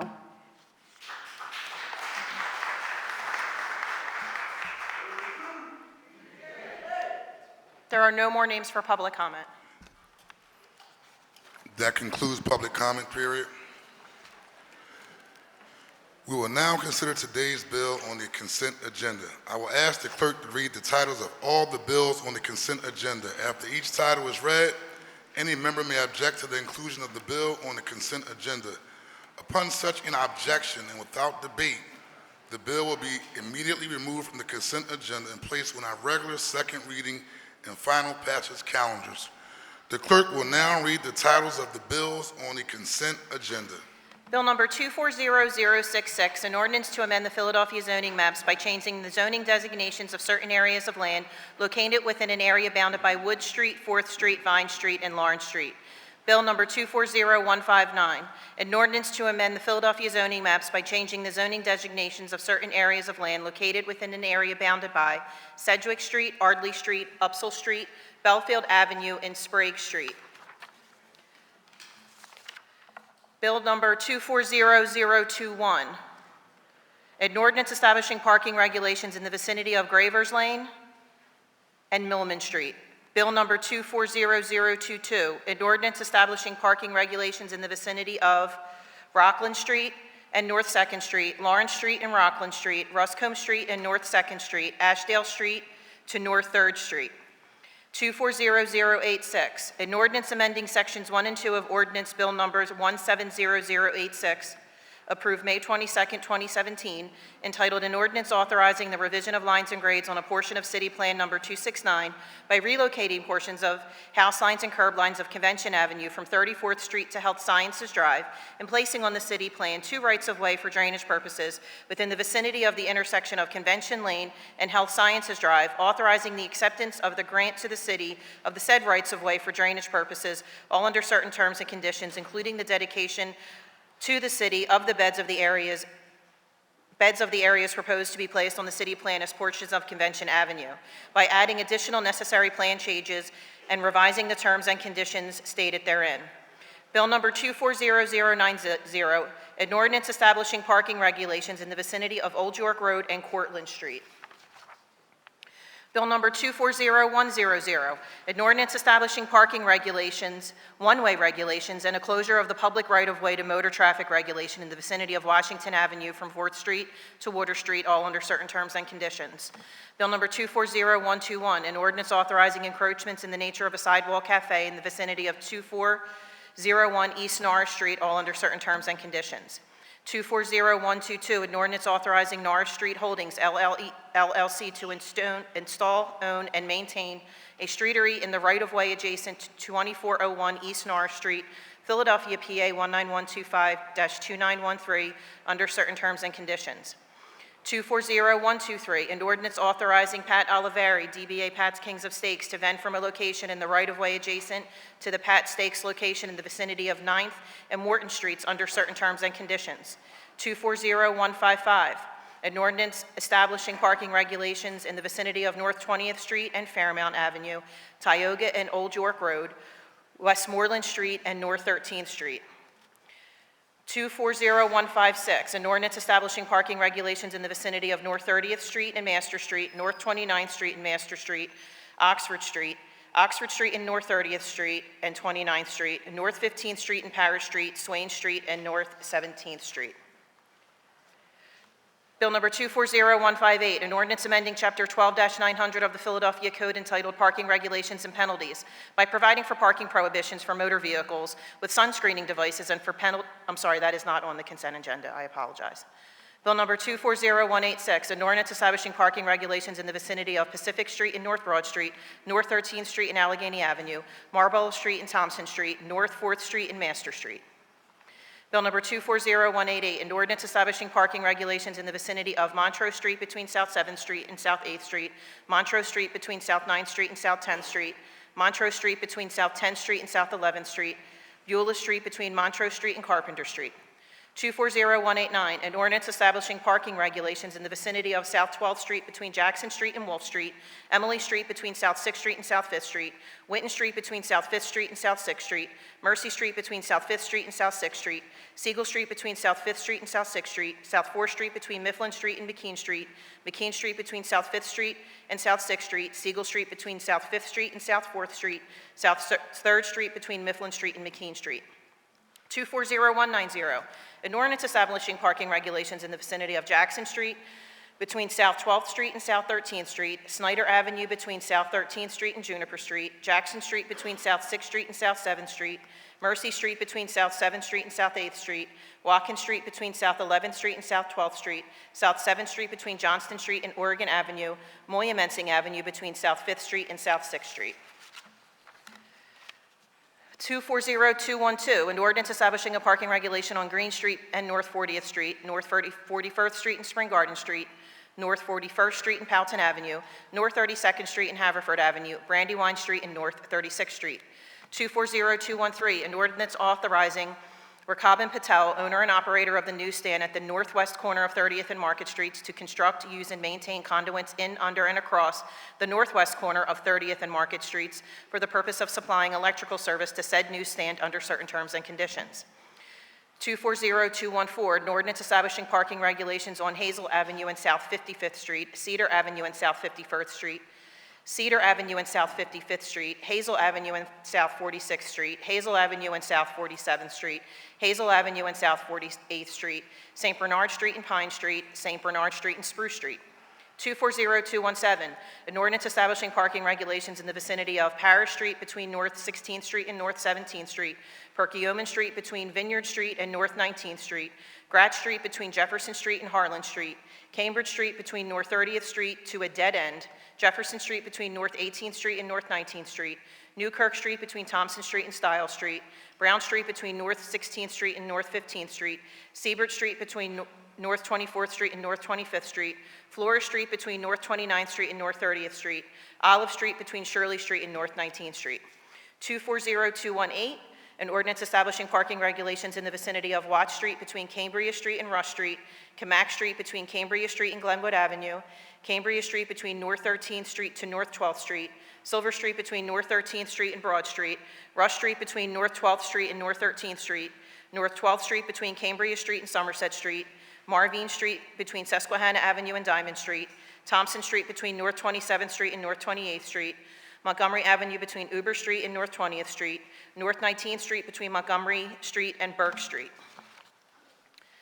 And Bill number 240219, an ordinance establishing parking regulations in the vicinity of Bailey Street between Poplar Street and Parish Street, North 20th Street between Oxford Street and Jefferson Street, North 27th Street between Girard Avenue and Thompson Street, Folsom Street between North 18th Street and North 19th Street, Uber Street between Parish Street and Poplar Street, North 19th Street between Master Street and Jefferson Street, Harold Street between North 22nd and North 23rd Street.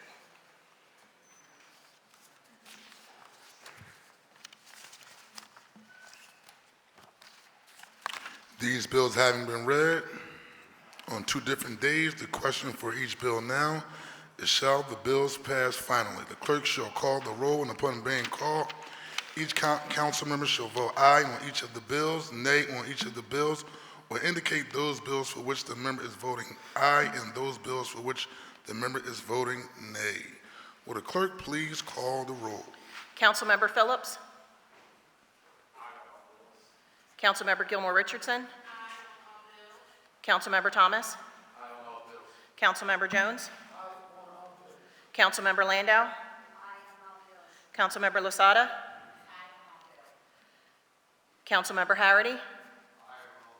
Councilmember O'Rourke? Councilmember Driscoll? Councilmember O'Neill? Councilmember Squilla? Councilmember Bass? Councilmember Ahmad? And Council President Johnson. Aye on all bills. The majority of all the members having voted in the affirmative for each of the bills on the consent agenda are passed. We will now consider the bills and resolutions on the regular second reading and final passage calendar. Will the clerk please read the title of resolution number 240284? A resolution calling on the Pennsylvania General Assembly to adopt the Solar for Schools Act, House Bill 1032, and thanking Representative Fiedler for her commitment to reducing the energy cost of public schools, expanding renewable energy production, and creating family-sustaining jobs for Pennsylvanians. The chair recognizes Councilmember Gilmore Richardson for a motion regarding resolution number 240284. Thank you, Council President. On behalf of our children in our Philadelphia Public Schools, I move for the adoption of the resolution. It has been moved and properly seconded that the resolution number 240284 be adopted. All those in favor of the motion will signify by saying aye. Aye. Those opposed, the ayes have it, and the motion carries. The resolution is adopted. Will the clerk please read the title of resolution number 240286? A resolution approving the redevelopment contract of the Philadelphia Redevelopment Authority for the redevelopment and urban renewal of a portion of the West Mill Creek urban renewal area, identified by house numbers and street addresses as 607, 625, 633, 635, and 637 North 53rd Street, and authorizing the redevelopment authority to execute the redevelopment contract with Liberty 53 LP and to take such action as may be necessary to effectuate the redevelopment contract. The chair recognizes Councilmember Gilmore Richards for a motion regarding resolution number 240286. Thank you, Council President. On behalf of Councilmember Gaudier, I move for the adoption of the resolution. It has been moved and properly seconded that resolution number 240286 be adopted. All those in favor of the motion will signify by saying aye. Aye. Those opposed, the ayes have it. The motion carries, and the resolution is adopted. Will the clerk please read the title of resolution number 240287? The chair go ahead. Resolution authorizing the Philadelphia Land Bank to dispose of 708, 710, 714, and 723 North Sedgwick Street, located in the 3rd Councilmanic District, in accordance with the terms of Chapter 16-700 of the Philadelphia Code. The chair recognizes Councilmember Gilmore Richardson for a motion regarding resolution number 240287. Thank you, Council President. On behalf of Councilmember Gaudier, I move for the adoption of the resolution. It has been moved and properly seconded that resolution number 240287 be adopted. All those in favor of the motion will signify by saying aye. Aye. Those opposed, the ayes have it. The motion carries. The resolution is adopted. Would the clerk please read the title of resolution number 240294? A resolution authorizing the establishment of a special committee on Kensington to analyze and examine the effectiveness of current policies to further develop data-driven solutions and restore stability in the Kensington area. The chair recognizes Councilmember Lozada for a motion regarding resolution number 240294. Thank you, Council President. I move for the adoption of the resolution. It has been moved and properly seconded that resolution number 240294 be adopted. All those in favor of the motion will signify by saying aye. Aye. Those opposed, the ayes have it. The motion carries. The resolution is adopted. Would the clerk please read the title of resolution number 240295? A resolution expressing council support for food service workers at the Philadelphia Sports Complex and urging Aramark to negotiate fair and equitable contracts that provide these workers with a standard minimum wage and health care coverage. The chair recognizes Councilmember Jim Harity for a motion regarding resolution number 240295. Council President, on your behalf, I move for the adoption of the resolution. It has been moved and properly seconded that resolution number 240295 be adopted. All those in favor of the motion will signify by saying aye. Aye. Those opposed, the ayes have it. The motion carries. The resolution is adopted.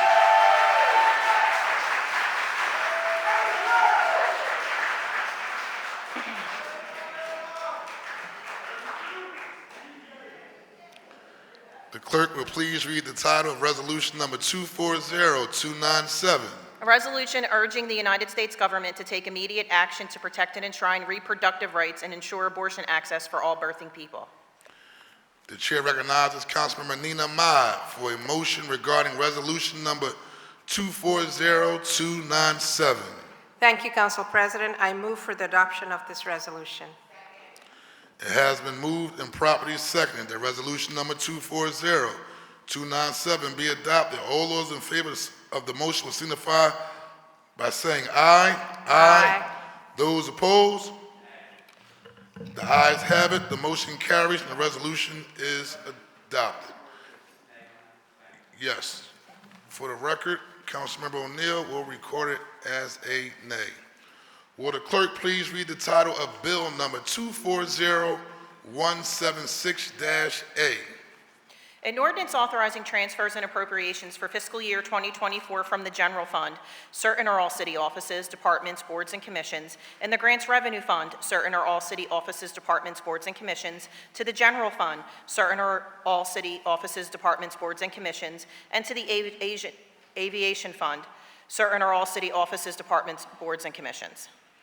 This bill having been read on 2 different days, the question now is, shall the bill pass finally? Will the chief clerk please call the roll? Councilmember Phillips.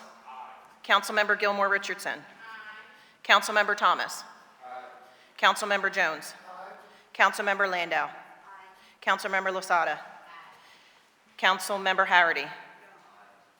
Councilmember O'Rourke. Councilmember Driscoll. Councilmember O'Neill. Councilmember Squilla. Councilmember Bass. Councilmember Ahmad. And Council President Johnson. Aye.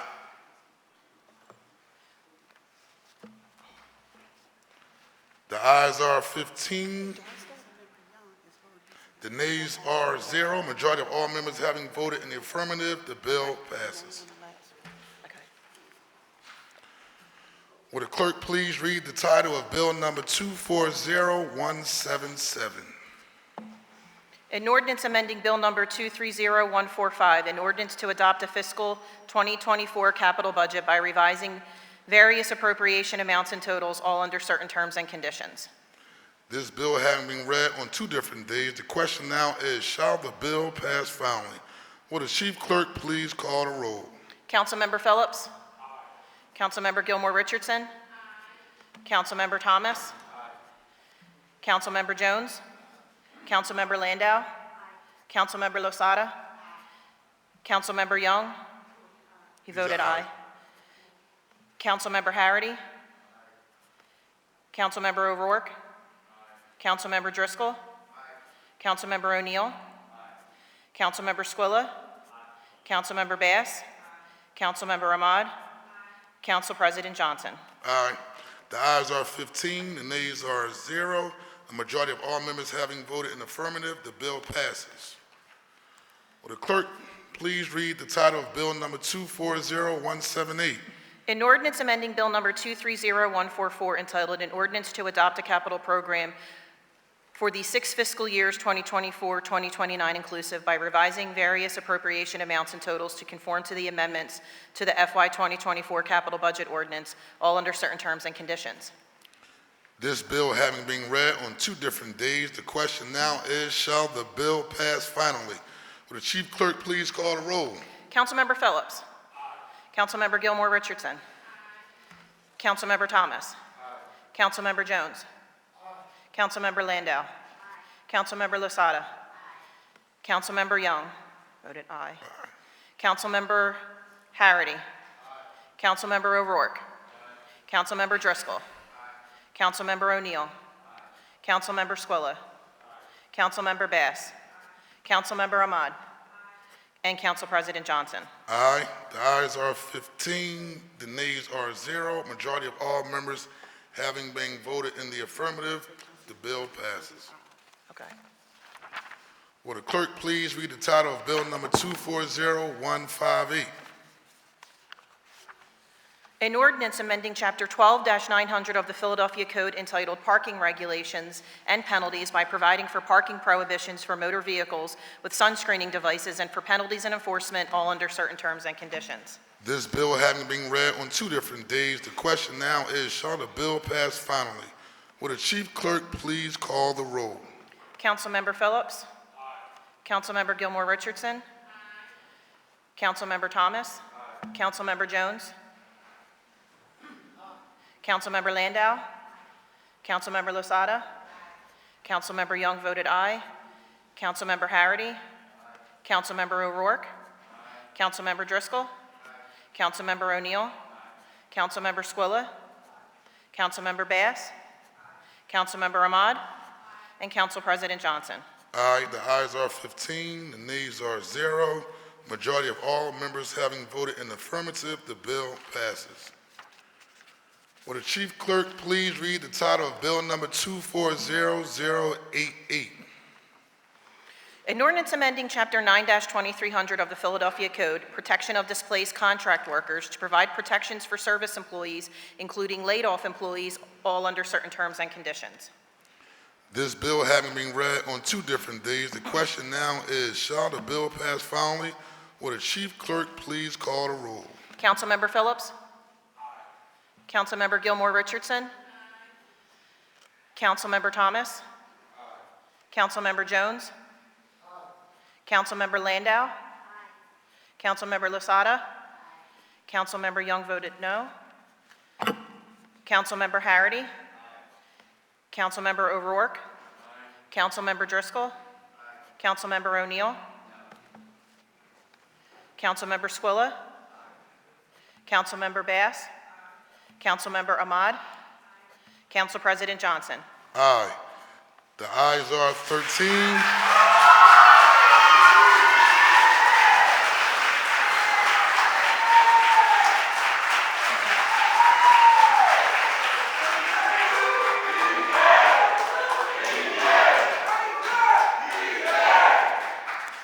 The ayes are 13. The nays are 2. A majority of all members having voted in the affirmative, the bill passes.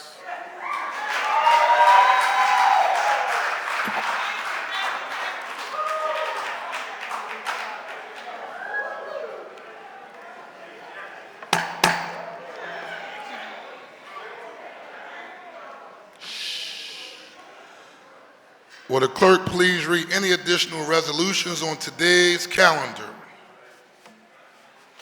A privileged resolution introduced by Councilmember Thomas honoring and congratulating the champions of the week for the culture clothing for their collaboration with Hold on one Ebbets second, Field. Liz. Liz, hold on. Congratulations. Now, could y'all be quiet as y'all exit, please? As we conduct the business of the people. Thank you. Will the clerk now please read any additional resolutions on the day's calendar? A privileged resolution introduced by Councilmember Thomas honoring and congratulating the champions of the week for the culture clothing for their collaboration with Ebbets Field Flannels on their Philadelphia Stars collection, which celebrates the city's championship-winning Negro League baseball team. The chair recognizes Councilmember Isaiah Thomas for a motion on the resolution. Thank you, Council President. I move for the adoption of the resolution.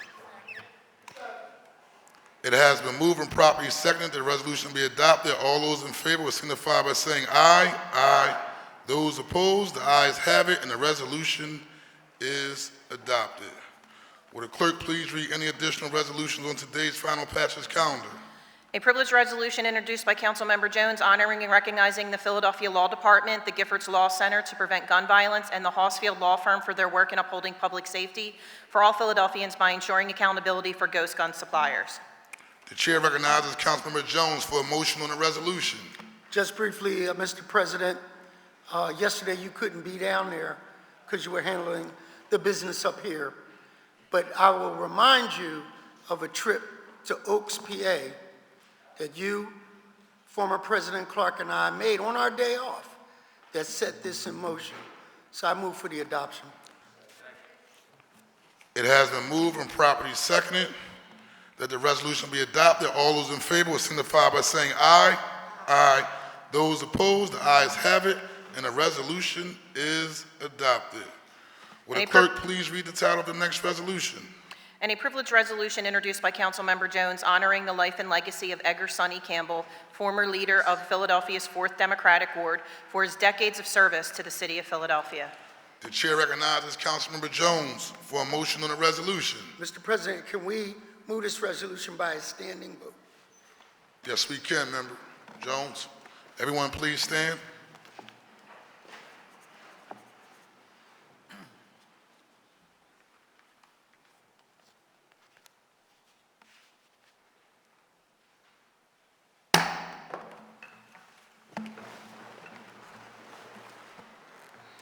Will the clerk please read the title of the next resolution? A privileged resolution introduced by Councilmember Jones honoring and recognizing the City Avenue Special Services District on the occasion of their 25th anniversary. The chair recognizes Councilmember Jones for a motion on the resolution. Thank you, Mr. President. I move for its adoption. It has been moved and properly seconded that the resolution be adopted. All those in favor will signify by saying aye. Aye. Those opposed, the ayes have it, and the resolution is adopted. Will the clerk please read the title of the resolution? A privileged resolution introduced by Councilmember Gilmore Richardson on behalf of the Council President, recognizing April as Fair Housing Month in the City of Philadelphia and celebrating the anniversary of the passage of the Fair Housing Act of 1968, a landmark federal civil rights bill that protects individuals and families from discrimination in the housing market. The chair recognizes Councilmember Catherine Gilmore Richardson for a motion on the resolution. Thank you, Council President. On your behalf, I move the adoption of the resolution. It has been moved and properly seconded that the resolution be adopted. All those in favor will signify by saying aye. Aye. Those opposed, the ayes have it, and the resolution is adopted. Will the clerk please read the title of the next resolution? A privileged resolution introduced by Councilmember Jeffrey Young, authorizing the Council Committee on Commerce and Economic Development to hold hearings to investigate commercial office building market viability in Center City, Philadelphia. The chair recognizes Councilmember Isaiah Thomas for a motion on the resolution. Thank you, Council President. On behalf of Councilmember Young, I move for the adoption of the resolution. It has been moved and properly seconded that the resolution be adopted. All those in favor will signify by saying aye. Aye. Those opposed, the ayes have it, and the resolution is adopted. Will the clerk please read the title of the next resolution? A privileged resolution recognizing the week of April 14th through the 20th, 2024 as National Public Safety Telecommunicators Week in the City of Philadelphia, introduced by Councilmember Young. The chair recognizes Councilmember Thomas for a motion on the resolution. Thank you, Council President. On behalf of Councilmember Young, again, I move for the adoption of the resolution. It has been moved and properly seconded that the resolution be adopted. All those in favor will signify by saying aye. Aye. Those opposed, the ayes have it, and the resolution is adopted. Will the clerk please read the next title of the resolution? A privileged resolution honoring and celebrating the School District of Philadelphia's All-City Orchestra for their outstanding performance at WrestleMania XL, where they displayed musical excellence and proudly represented the City of Philadelphia on an international stage, introduced by Councilmember O'Rourke. The chair recognizes Councilmember O'Rourke for a motion on the resolution. Council President, you know I couldn't let this go by without saying a few words about the good WrestleMania, but also the young students who had a fabulous performance on an international stage, truly on a great day for our city. I move for the adoption of the resolution. It has been moved and properly body slammed. It has been moved and properly seconded that the resolution be adopted. All those in favor will signify by saying aye. Aye. Those opposed, the ayes have it, and the resolution is adopted. Will the clerk please read the next title of the resolution? A privileged resolution honoring and congratulating Safira Cristal, Philly's crown jewel, for her outstanding representation of Philadelphia's unique queer performance, art, and drag scene culture on MTV's RuPaul's Drag Race, introduced by Councilmember O'Rourke. The chair recognizes Councilmember O'Rourke for a motion on the resolution. Again, I appreciate all of my colleagues today. I move for the adoption of the resolution. It has been moved and properly seconded that the resolution be adopted. All those in favor will signify by saying aye. Aye. Those opposed, the ayes have it, and the resolution is adopted. Will the clerk please read the title of the next resolution? A privileged resolution celebrating the return of Tianjin delegation on April 23rd, 2024, introduced by Councilmember Driscoll and Squilla. The chair recognizes Councilmember Squilla. The chair recognizes Councilmember Driscoll for a motion on the resolution. Mr. President, I move for the adoption of the resolution. It has been moved and properly seconded that the resolution be adopted. All those in favor will signify by saying aye. Aye. Those opposed, the ayes have it, and the resolution is adopted. Council will be at ease. The chair recognizes Councilmember Nina Ahmad. Mr. President, I'd like to be excused for important council business.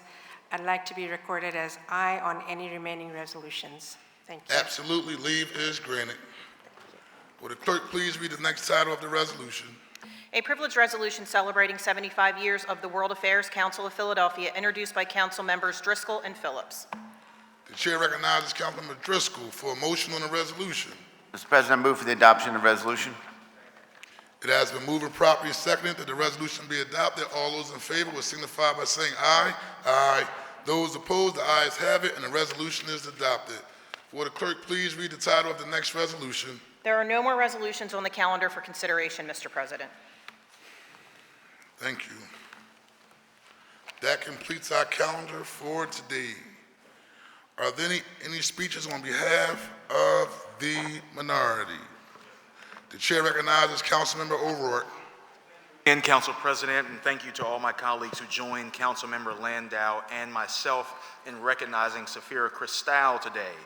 I don't claim to be glued to each new episode of Drag Race, but I know plenty about the deep importance of cultural leaders like Ms. Cristal and what her work means in Philadelphia. This city has been at the forefront of so many critical moments in LGBTQIA history, and the community that exists here has so many sources of sustenance, from parties to protests and so much more. But I imagine few spark as much joy as we saw today as the work of Philly's crown jewel. Still, I want us to remain cognizant of the moment we're in. Beyond the stigma and subtle discrimination that is basically pervasive no matter where you are, it's clear that many LGBTQI people are under explicit attack around the country and certain parts of this Commonwealth too. Philly, for so many, is a relatively safe haven, as we heard from Ms. Safira today, and it's on all of us to maintain that reputation, to earn it every single day, to make law that shapes a city where we have safety, not just that we can see, but that we can feel, that when we come to this building week after week, that we're coming to work with intention to create a city, to shape a city and a world, really, where everybody belongs. They don't have to question that. And I thank again to my colleagues for their participation in this morning's presentation in that spirit. I also recognize the Philadelphia School District's All-City Orchestra through a resolution today. That's because 100 of Philly's star student performers graced, about 2 weekends back, WrestleMania 40, and they did it at the drop of a hat. These students only had a week's notice, I found out, before they performed, a week's notice. So to put it all together and represent the city so well on such short notice is something that's simply incredible, and they should be commended for that. And then one last thing, and I'll be quiet. I just want to remind my colleagues and the public of our office's Civic Salon that our office is hosting, along with the Mural Arts People's Budget Office. It's 1 week from today, right after the People's Budget team finishes a presentation with all of us members of council. That's just another little reminder on behalf of Minority Leader Brooks's, in light of her absence.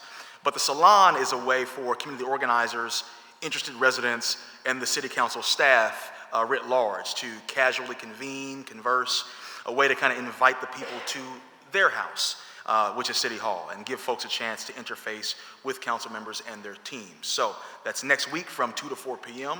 Just swing by our office on the mighty 3rd floor, and also check out our social media for all the hard details. Can't wait to see folks there. Thank you so much. You're welcome. You said mighty 3rd floor, right? The mighty 3rd floor, Council President. I got some things going on down there. Any speeches on behalf of the majority? The chair recognizes Councilmember Phillips. Thank you, Council President Johnson.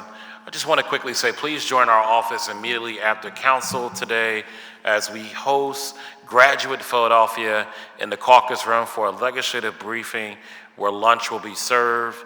Malik Brown, President and CEO of Graduate Philadelphia, and his team have been at the seams of post-secondary education, workforce development, and community empowerment to address the immediate and long-term economic needs of families and households. Just so you know, there's some quick highlights. Graduate Philadelphia has an innovative model that creates a seamless transition from high school to employment and from training to livable wage jobs. North 10 Philadelphia Uplift Solutions and Graduate Philadelphia formed a collective impact partnership to launch the Impact Center to transform East Tioga and Huntington Park. The mission is to provide economic mobility for diverse low-income adults and North 10's transformative services for community well-being. So I would like for everyone, staff and council members to join us after session today for Graduate Philadelphia. And also want to thank all of those who came out last week on April 15th for a very robust and fruitful Council in the Streets Community Town Hall meeting led by no other, our Council President Johnson, and hosted by myself and Councilwoman Cindy Bass. Thank you all. Thank you. 200 plus people. I thought, hey, Mark, I thought South Philly was rough. Ooh. Northwest folks, passionate is what y'all call it? Okay. Forget about it. The chair recognizes Councilmember Jones. Thank you, Mr. President. Colleagues, I want to alert you to the tip of an iceberg, particularly my at-large colleagues, but all my district colleagues as well. I want you to imagine a place when you were coming up, when you were putting your money together early in your life, that you said, if I just had enough money, I'm moving to this neighborhood. Don't shout it out, but think about where that was. And then maybe somewhere along the way, that neighborhood changed for the worse. And you said, you know what? I'm not going there. I'm not raising my family there. I raised this tip of the iceberg to cite Center City's developers. Some building owners are throwing back the keys, saying, I don't care about the debt, interest rates went up or whatever happened, I'm walking away from this deal. And many of us thought it was just a Center City problem. Tip of the iceberg, it is not. In a bucolic part of the community called Winfield Heights, there are several buildings that were established in the 60s. Some HUD buildings, some deals that were done when we were trying to put affordable housing up. These individuals that live there are veterans. They're seniors. They're the handicapped that are in these buildings. And right out of the scene of casino, where they move into a restaurant, they burn out all the lines of credit, they get all of the loans that they can get on the building, and then the fire happens, we're at that point. I talked to you about the pavilion, I talked to you about Brith Shalom, and there's another building which I will remain nameless because we are working out a deal to try to get transfer and receivership for. But this ain't a 4th District problem. If you look around your neighborhoods, you're going to see a chain reaction of these types of developments that walk away. So what is left? Some of these people are stranded and stuck, can't move. These are their familiar surroundings. They know who's on the 5th floor, 7th floor. They know where to get that Friday night meal, hair did, friendly poker game. These are their familiar surroundings. They know the bus routes to their doctor's offices. To disrupt them, to lose them, means disrupting their lives at this point of time. Worse, because these investors walk away, took the money out, but did not maintain the buildings, major systems are failing. I want to thank Almond Brown, state rep in the 10th District. Before he went to the 10th District, the electric went out in one of the buildings. He had to go up like 10 floors. Kathy remembers this. Your staff was out there, right? And help people down that had walkers with only the use of their cell phone flashlight. So what I'm saying is that we want to help, but it's creating dangerous situations and risking a catastrophe. So now, the gas works wants to cut off these people's gas, $500,000 bill, because the owners refuse to pay the bills. So what I'm calling is a state of emergency. I'm looking at the tip of the iceberg, and I'm saying to my at-large people, if you've never been to Winfield Heights, I'm going to take you up there because they need you. They need your reassurance that they're not going to wind up the homeless. These people are too elderly in many cases to face this. So we have this much correspondence. This is not coming out of nowhere with this, that we've sent to the last administration saying this is coming down the pike. Buildings like this around the city are coming offline. We have to establish a mechanism, a blueprint to deal with these buildings. So if you walk away, who receives them? Who takes care of them? Who maintains them? We passed a bill in 2021 saying that L&I can remediate these buildings, because if there's electrical failure, if there's no HVAC, that we can go in and then put liens on these buildings so that when they are sold, we can recoup the city's dollars. But guess what? No money in it. So I'm asking my colleagues, take a look at this so that we can put money to restore these buildings. Right now, in one of those buildings, there's no security. They walked away. So the drug dealers walked in. Many of these individuals are being captive in their familiar surroundings. So I've called upon a stakeholders group made up of HUD, made up of the state. My colleagues at the state level are part of it, and the mayor's chief housing person, John Modlock. I hope I pronounced his name, because we can't kick this can down the road, Kat. These are your neighbors, my neighbors. These are your constituents that need to know that you represent them. So as a district council person, I'm all in. I'm on the front line. But I need some help lifting this, because it's coming to a neighborhood near you. And we need to build a blueprint, a methodology of when people abandon properties, what the city can do to stabilize them. Thank you, Mr. President. Thank you, Member Jones. And also, I'm going to have our tech team reach out to you.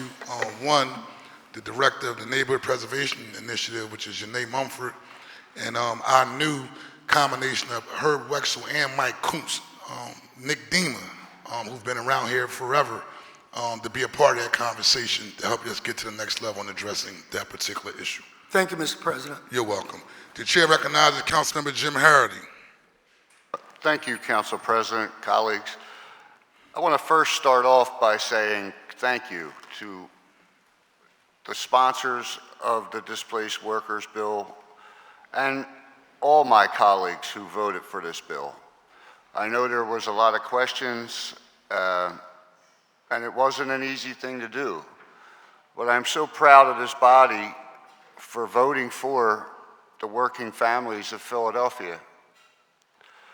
Philadelphia was one of the first cities to protect dedicated, experienced workers from being arbitrarily let go through no fault of their own.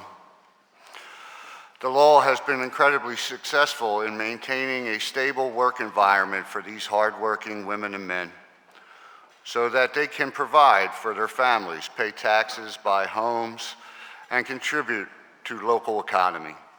These amendments adjust to the changing times of our city, protecting essential workers while reducing training and hiring costs for businesses.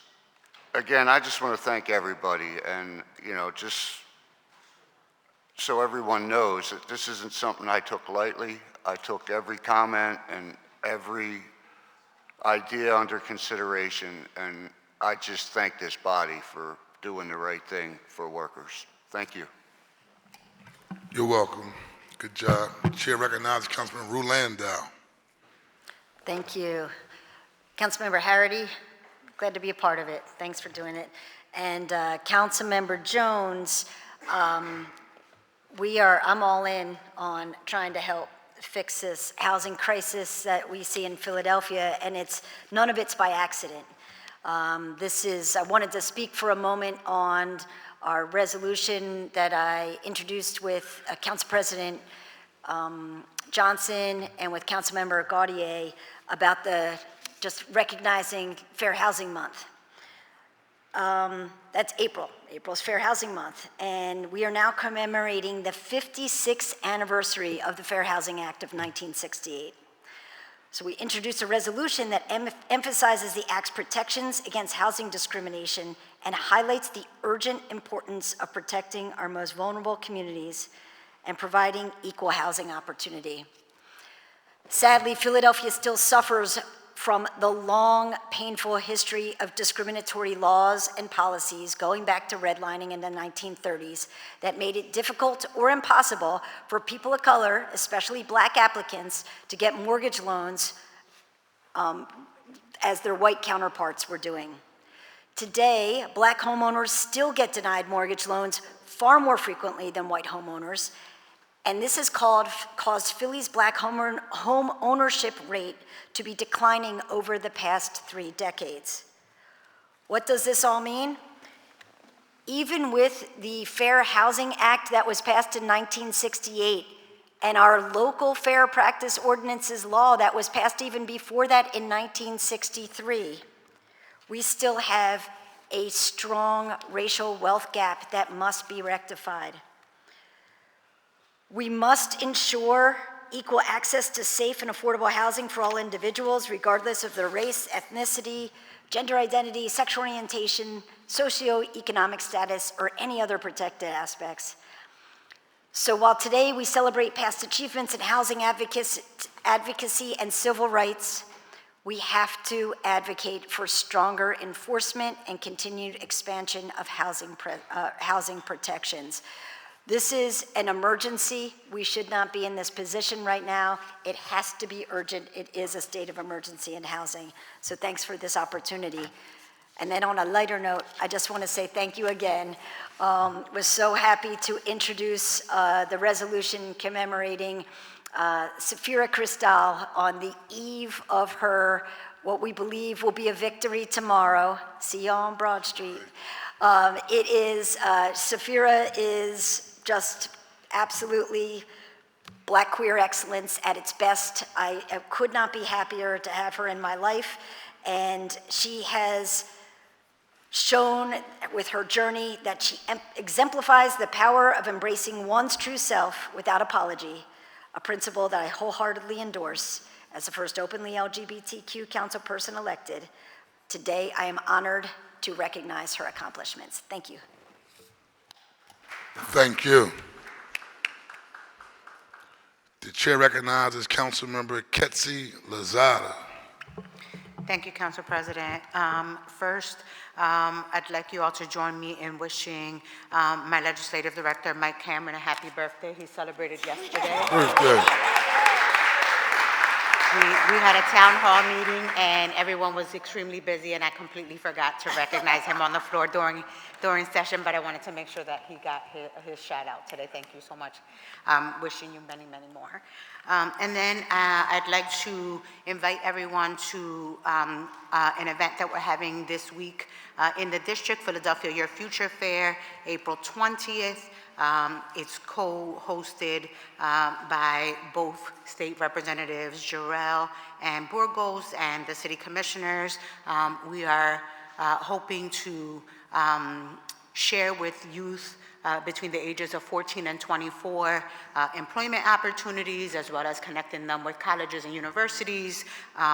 There's going to be resume writing workshops and interview workshops, and so there's no excuse for young people to stay home this year. I think that across the city of Philadelphia, in collaboration with this legislative body and the administration, we are working very hard to make sure that young people are connected to something positive. And so I invite all of you to come to participate, as well as to share the information with your respective constituents.